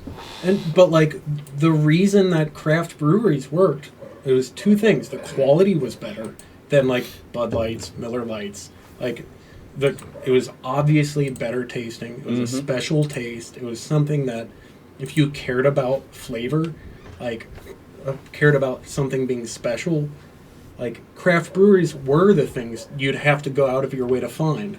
And they took the time on their branding, the marketing, everything felt cool. Where like So if you think back to 10, 12 years ago, coffee did the exact same thing. Yeah. Like, coffee was gas station coffee 12 years ago. Yeah, right. And then, right. like, you know, it took a handful of companies, like, having at least mediocre level qualities. Like Starbucks could be Starbucks because, like, was it Stumptown and stuff like that was, like, extreme high quality, and people started developing their taste.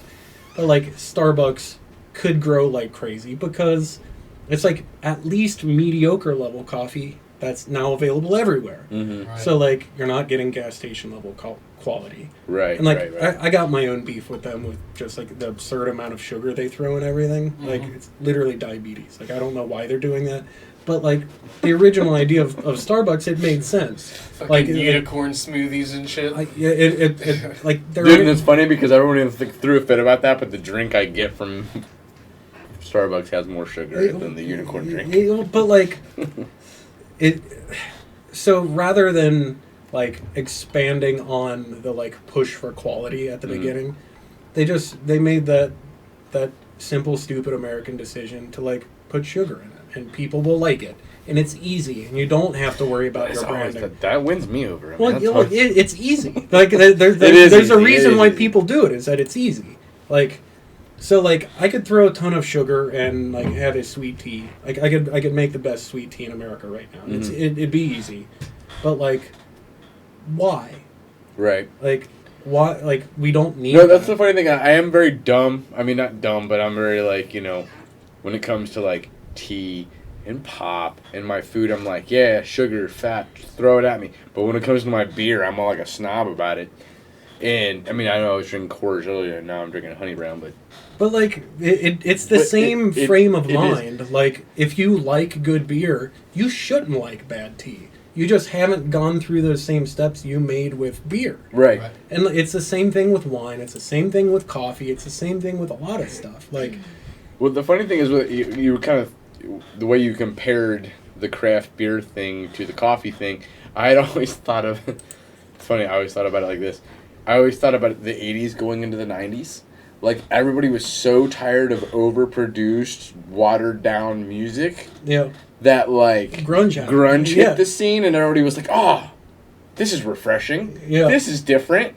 Let's go this route. Yeah. And that's kind of why that happened. Yeah, rebelling against what is working at that time. And that's what I thought about craft beer. I was like, everybody was, like, so sick Like- of the same 3 brands. Yeah.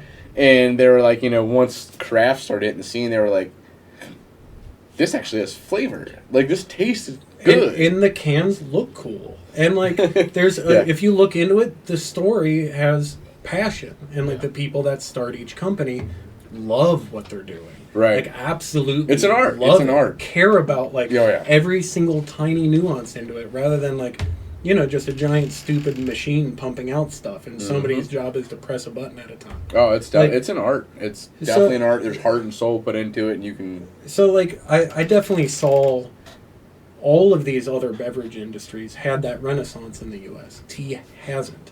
Like Teavana made a stupid go at it, but, like, they're awful. They're marketing to, like, soccer Who? moms. Teavana, it's a stupid place in the mall. Yeah. So, like, it's the same, like, Eastern mysticism branding.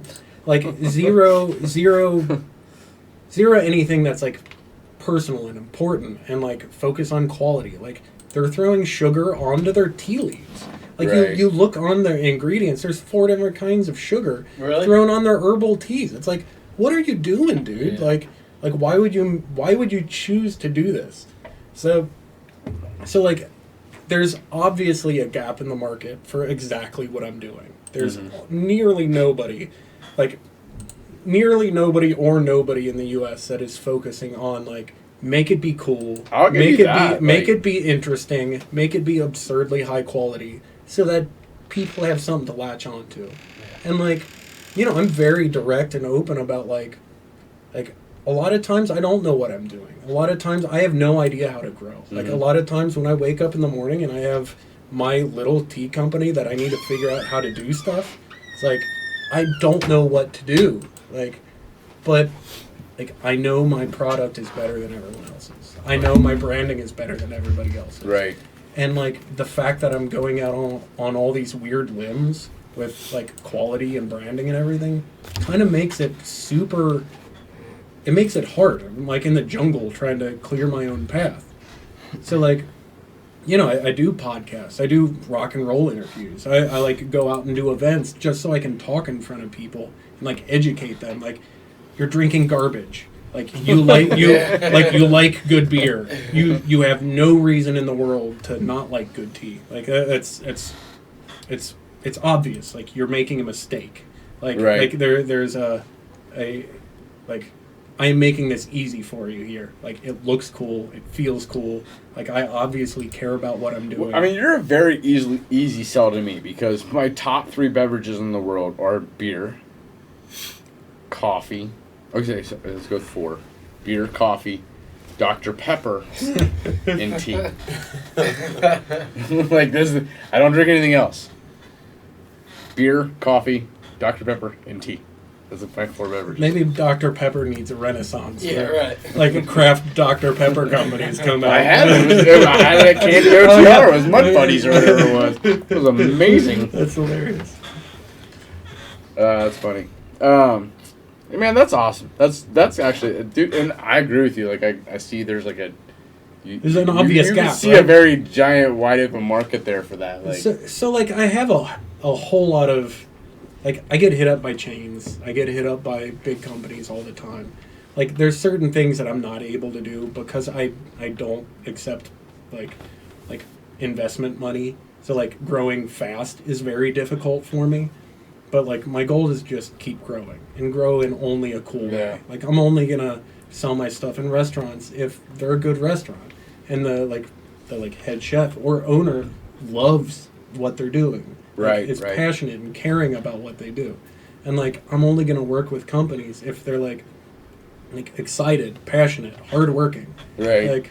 Like it's easy to grow stupid, and it's easy to grow in, like, a way that just makes money, but that's, like, a short-term fix. And it is. And it's kind of like, you sound like kind of like the same thing I had with Dead Star.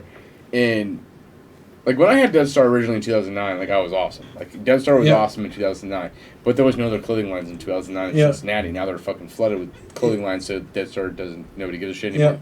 But back then, my mindset was I think he's had staying power. Conquer Coleraine. Okay? Conquer Hamilton County. Okay?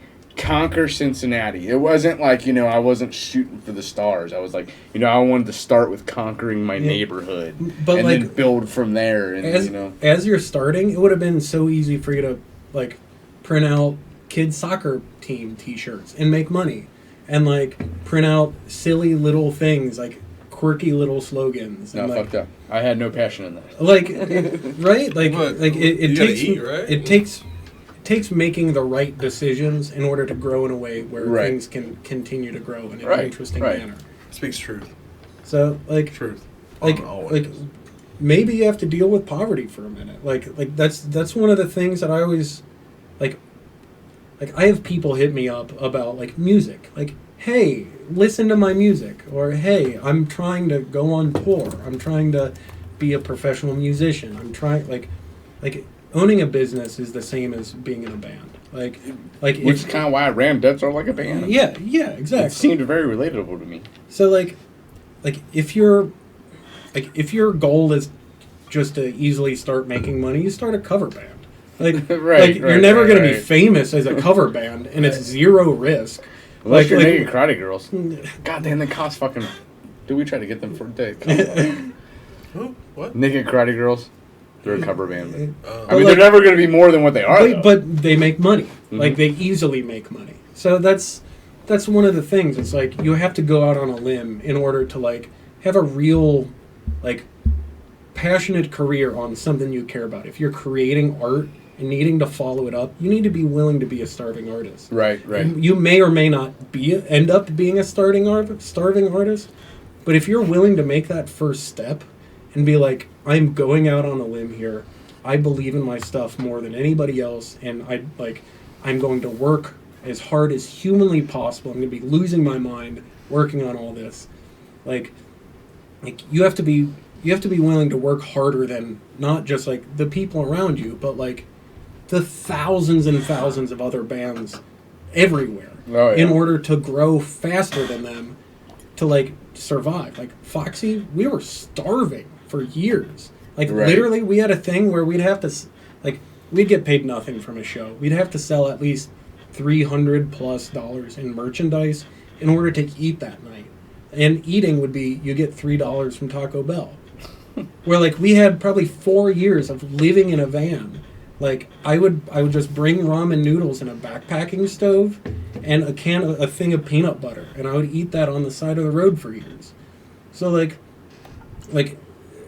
I wanted to bring that to my company because it took that in order for us to grow to be like a big weird band. Mm-hmm. Like it would have been easier if we were writing just straight pop songs. It would have been easier if we were like a simple metal band. We were like a heavy, strange band.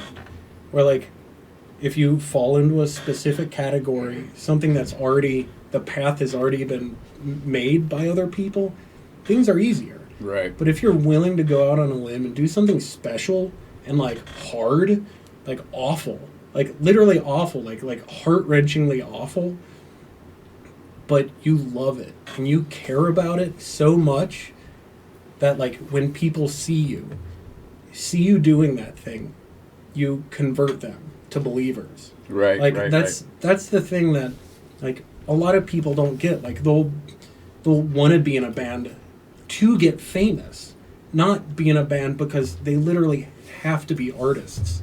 They have to create. It's something they actually love.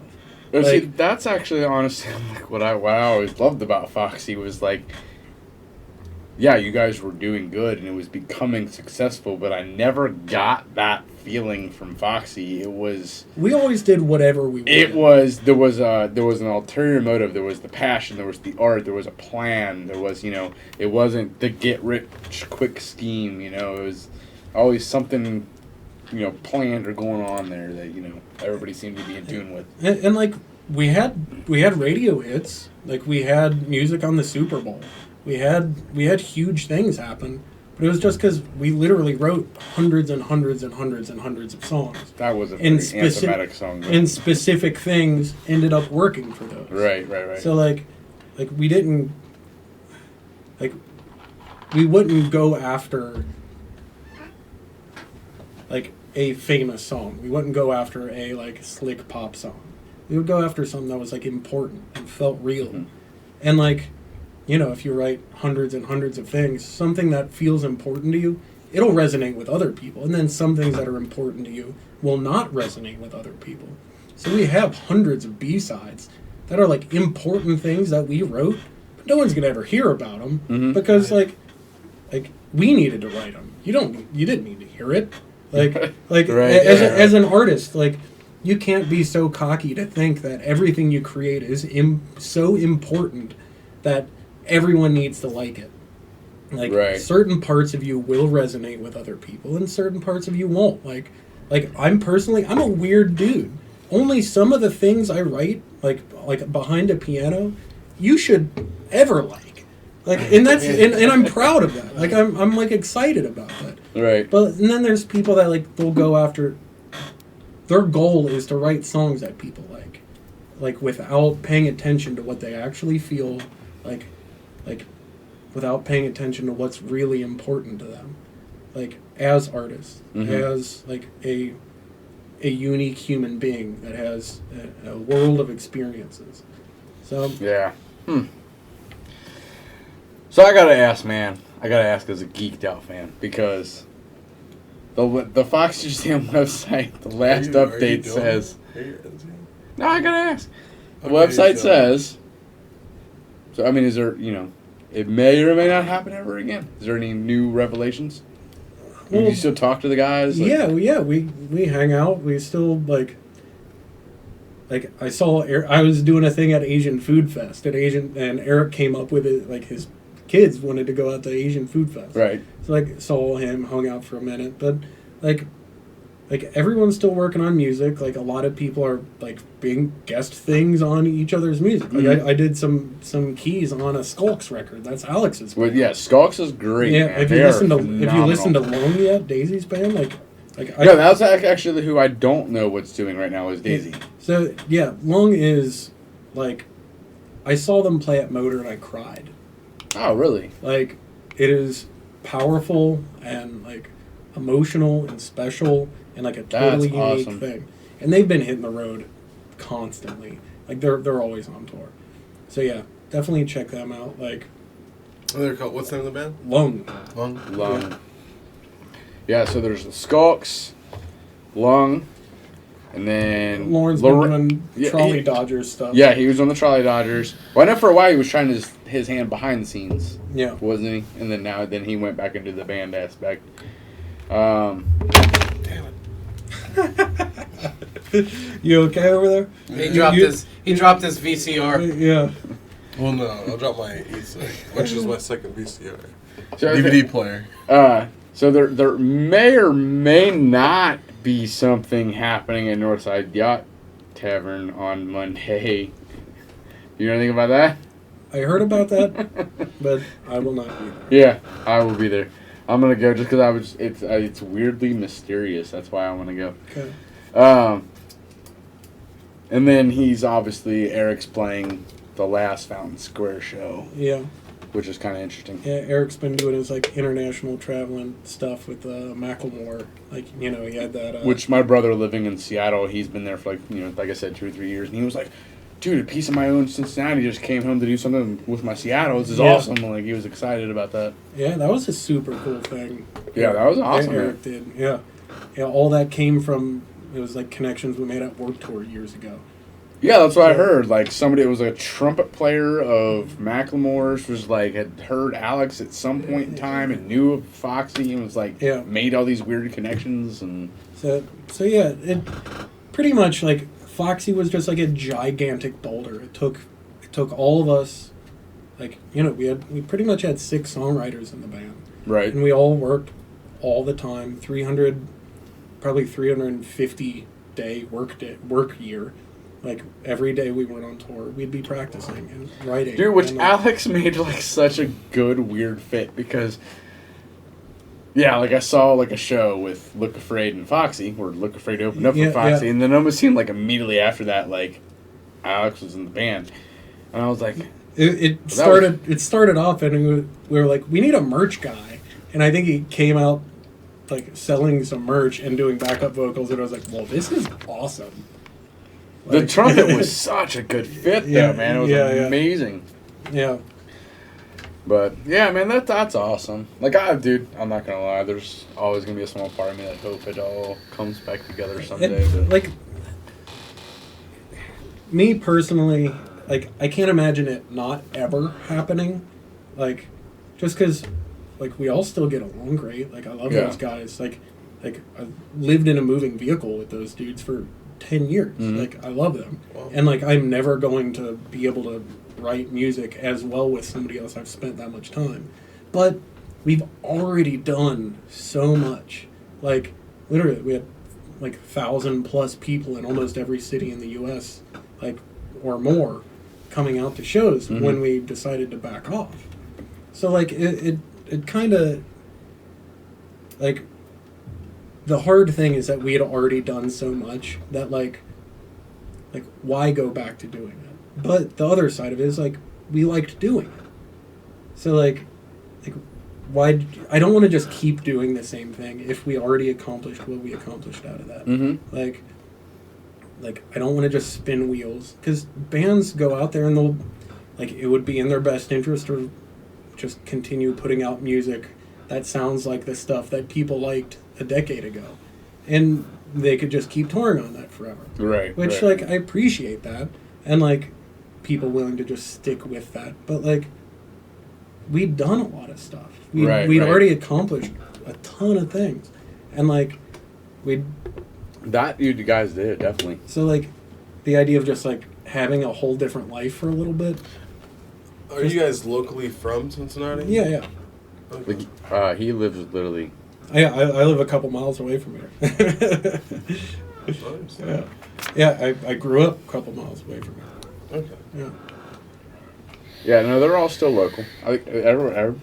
Everybody still lives here, right? I mean, I'm not. Aaron. Well, I know is in Aaron Hawaii. originally came from California, I Yeah, think. he came from like outside San Francisco, and like it was super hard for him because I'm sure. had a wife, like so we practiced every day when we were on tour, so like we spend nearly no time at home ever, so. But yeah, he's in Hawaii now. I see like pictures and videos of his new place. Yeah, It's hilarious. I always thought about that. It had to be weird for Aaron because I mean, the original I think was Joseph Halberstadt. We had left, like and we had then, like 15 Well, I know there was like a drummers. bunch of drummers. But Yeah. I think it was Halberstadt. He Yeah. left, and then Aaron came in after that. I think it was. And then yeah, you guys tried out, and he came from California, and I was like, wow, that's a big jump. Like that's crazy. We toured with him with was it Karate High School? There's a band that was on. We toured with a bunch, and he was just like a perfect drummer. He was, Oh, yeah. very very OCD. Every hit was perfect all the time, no matter what. Kit was sounding perfect every time, no matter what. That's what he was. Like he, I don't know if in all the years I really heard him mess up. like years and years of shows. Yeah. Like maybe a mistake would be like a stick exploded. Like that would probably be it. That's funny. That's funny. All right, guys, we're gonna wrap up there for a second. Top 90s, man. Yeah, we're gonna do top 90s. Alright. Top I took time to 5 make favorite this list. 90s bands. In honor of Chris Cornell. That's why it's a 90s week. I listen to a lot of 90s this week because of that. So I mean, I was only like 5 or 6, but I still remember. mine are very stereotypical. Like I was like straight up like in the 90s I was like Nirvana. I was that age. Like I was that radio happy age in the Radiohead 90s. was 90s, wasn't it? No, radio happy. Oh, Like, I'm asking. Or Radiohead was the 90s. That was the right? 90s though, yes. Okay, alright. I mean, I remember it, but I don't remember it. I'll go first just because I feel like mine's going to Well, be you were like very 5, so. non-stereotypical. I'm going to start 5-1. Number 5 being Weezer. Oh, they Yeah. were 90s, wasn't it? Yeah. And not because Chris Cornell died, but number 4 was Soundgarden. Like, Soundgarden was a huge band for me in the 90s. I knew them on Audio Slave. Like a Stone, Be Yourself, yeah. 3 is Korn. I mean, because that's when I got into them was 96. I know that was late 90s, and it's not who you would normally think of in the 90s as Korn, but like they actually like kind of almost made me who I am today. But and then beyond that is Green Day and Nirvana. Like Green Day and Nirvana just like they made my 90s. Like they just made me who I was and everything I ever learned. See, mine, That was my introduction to the culture, was Green Day and Nirvana. I'll go last. I based my top 5 off of cassette tapes that I ordered through Columbia House when they used to send the shit out to the... That's hilarious. Yeah. So, like, mine's a little different. I got, like, a Blues Traveler. Oh wow. Fucking love Blues Traveler, Man. dude. Ben Folds 5. Oh, yeah. Yeah. I love Ben. Wait, Had that Ben cassette Folds tape. was 90s? Ben Folds 5, yeah. Well, Ben Folds. Yeah, I mean, I guess he might have did his... Ben Folds 5 was his more solo 90s. stuff Ben was Folds in the solo stuff was a 2000s. little later. Yeah, Yeah. that's how I remember it. Oh, I didn't yeah. know there was he had a group. Butthole Surfers. What the fuck did you Yeah. say? Butthole Surfers. Dude, You too young for butthole surfers? Oh no, I'm not. He's bisexual, so he He doesn't knows know all- who the band is, but he might not be He too young knows for quite a Butthole bit about Surfers. butthole surfing. I suppose, if you will. Presidents of the United States of America. Hell, dude, I almost threw them on my list. I almost threw them on. They almost made my list. Yeah. Did you say who was that? Yeah, I don't know who that is. And then top my number 5, I have 2, because so actually I have 6, but it was a tie between the Verve Pipe and Harvey Danger. Dude, I fucking love Harvey Danger. I know nothing. I know Love nothing. Harvey Danger. I Dude, know like nothing. Flagpole Sitta, I was at like a secondhand shop, and they had a cassette tape of Harvey Danger's album for 99 cents, and I was like, I'll pay 99 cents for Flagpole Sitta. Yeah. And I bought it, and the entire album was amazing. Oh, yeah. The entire front to back album was absolutely amazing. Yeah, man.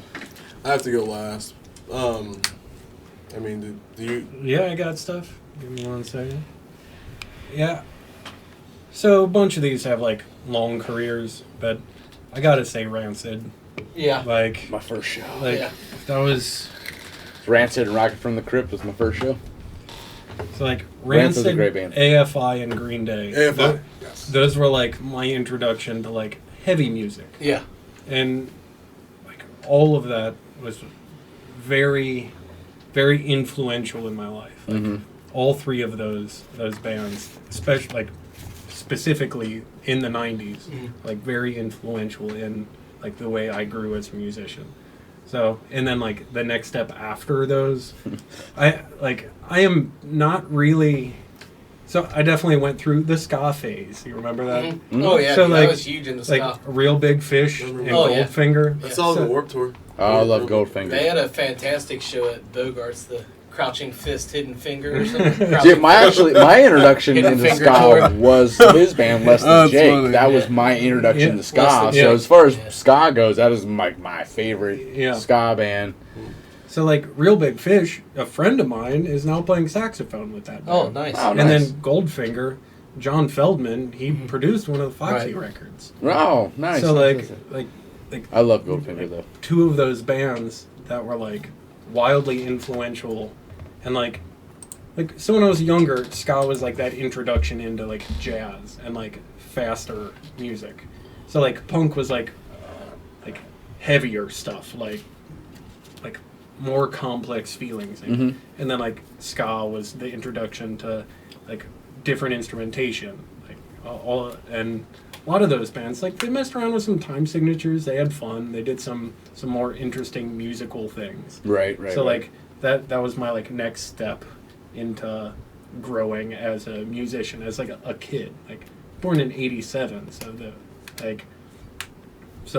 having those be influences, it was nice. And that's cool though. each of those guys, like Real Big Fish and Goldfinger, having having friends that were in those, it feels good. Like, I feel like full circle. Like, my life actually, like, was, like, leading towards things. Circle of life. Yeah, exactly. Were you just holding Oh, me Squirrel up Nut a little Zippers. Ashley said Squirrel Nut Zippers. Yeah, That's great. Squirrel Nut Zippers were I pretty love good. Squirrel Nut bit? Zippers.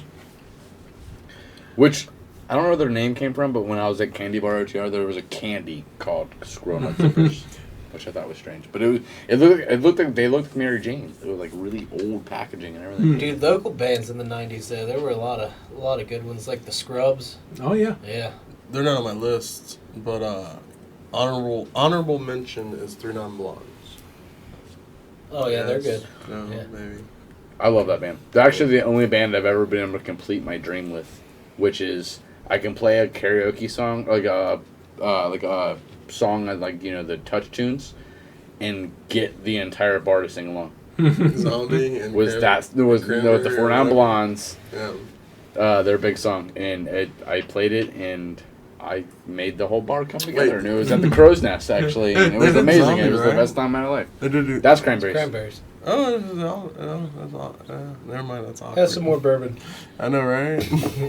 All right. So mine is my number one is Incubus. My number 2 is Tracy Chapman. She's good. She's great. Number 3 would be Korn, and then number 4 is Deftones, and number 5 is Alanis Morissette. Alanis Morissette's great. Yeah. Dude, I love Deftones, but I gotta be like in a really weird mood to listen to Deftones. Deftones is fucking awesome. But like, I have to be in a weird mood to listen to them. Like I can't just listen to them all Yeah. the time. It's fucking awesome. Can't just listen to them all the time. Can't do it. Like my get down song is Change in the House of Fox. That's good. Alright, anyways. We're gonna end this with the Cincinnati piece of shit of the week. And it's a good one because this is sad as shit. What? Don't put that on here. Dude, no, it's sad. Don't. It's sad, but I'm gonna name this piece of shit. We always end the show with Cincinnati piece of shit. But it's sad. Usually they're funny or macabre. Dude, it is. Like, you're No, doing sad. you find it to be funny, like old men getting beaten with Yeah. canes. And He got beat with his own cane. I'm sorry. I would just go for social work for 3.5 years to help all of society. So you see all of society's monsters. all of Cincinnati. Society. So, that's true. I would have worked in Cincinnati. But anyways. He got beat with his own cane. I'm sorry. That was funny. Dark humor. It was funny. It wasn't funny. But it was funny. The owner of Candle Lab in OTR. I'm listening. It's a candle. You know candle. Yeah. He actually got hit and killed on Monday by Riding a bike, wasn't he? He was riding a bicycle. He got hit and killed by someone high on heroin. Oh, his name was Steven Sickle. He veered into the shoulder, hit Rust, and left the scene. It took a while to find him. So Steven Sickle is our piece of shit of the week because he ran over the owner of Candle Lab in OTR. Is he still alive or is he no more? No, he's dead. Oh, shit. He killed him. See, this is even funny. I can't No, it's not funny at all. You can't. Ending this with some dark stuff. Yeah, I know, right? Dude, I mean, like, I don't know. We do a piece of shit of the week every week, and like, But this is child no way. molesters and heroin addicts, they always like win me over. I'm like, that's the crack piece some of shit kind of of the joke week. about that, but this man is dead. I can't crack a joke about that. I can't crack a joke about that. No, you can't crack a joke. But I find a way. That just made me that much more sick of heroin, man. Like they're like, it's not even changing lives. It's changing landscapes, changing cities, changing everything. Fuck all this shit. That's not for the show. That's very dark and macabre. Yeah. So, anyways, that's how we're ending it. Dark and macabre. Have a nice night. Thanks for coming, Sky. Thanks for sharing tea. Please make sure you go. That and was visit very Wendigo interesting. Tea. And We drank a lot of tea on the show before. That was So yeah, if you didn't get it, the website is wendigotea.com. WendigoTea.com. WendigoTea.com. Wendigo.com. That's And delicious. if you Look have for them on Facebook. They're on Instagram too. I'm bad at Instagram. I'm good at Facebook. I'm actually practicing Instagram right now. I'm pretty good at Instagram. I suck at Twitter. No, I can't I Twitter. think I we can't all tweet suck for shit. I think everybody sucks at Twitter, I don't even have a except for celebrities. Celebrities Yeah. are good at Twitter. Yeah. Everybody else sucks at That's Twitter. Trump. Fuck Trump. Anyways, yes, fuck off and enjoy the show. Everybody, fuck off and die. Thanks for coming. Thanks for listening. See ya.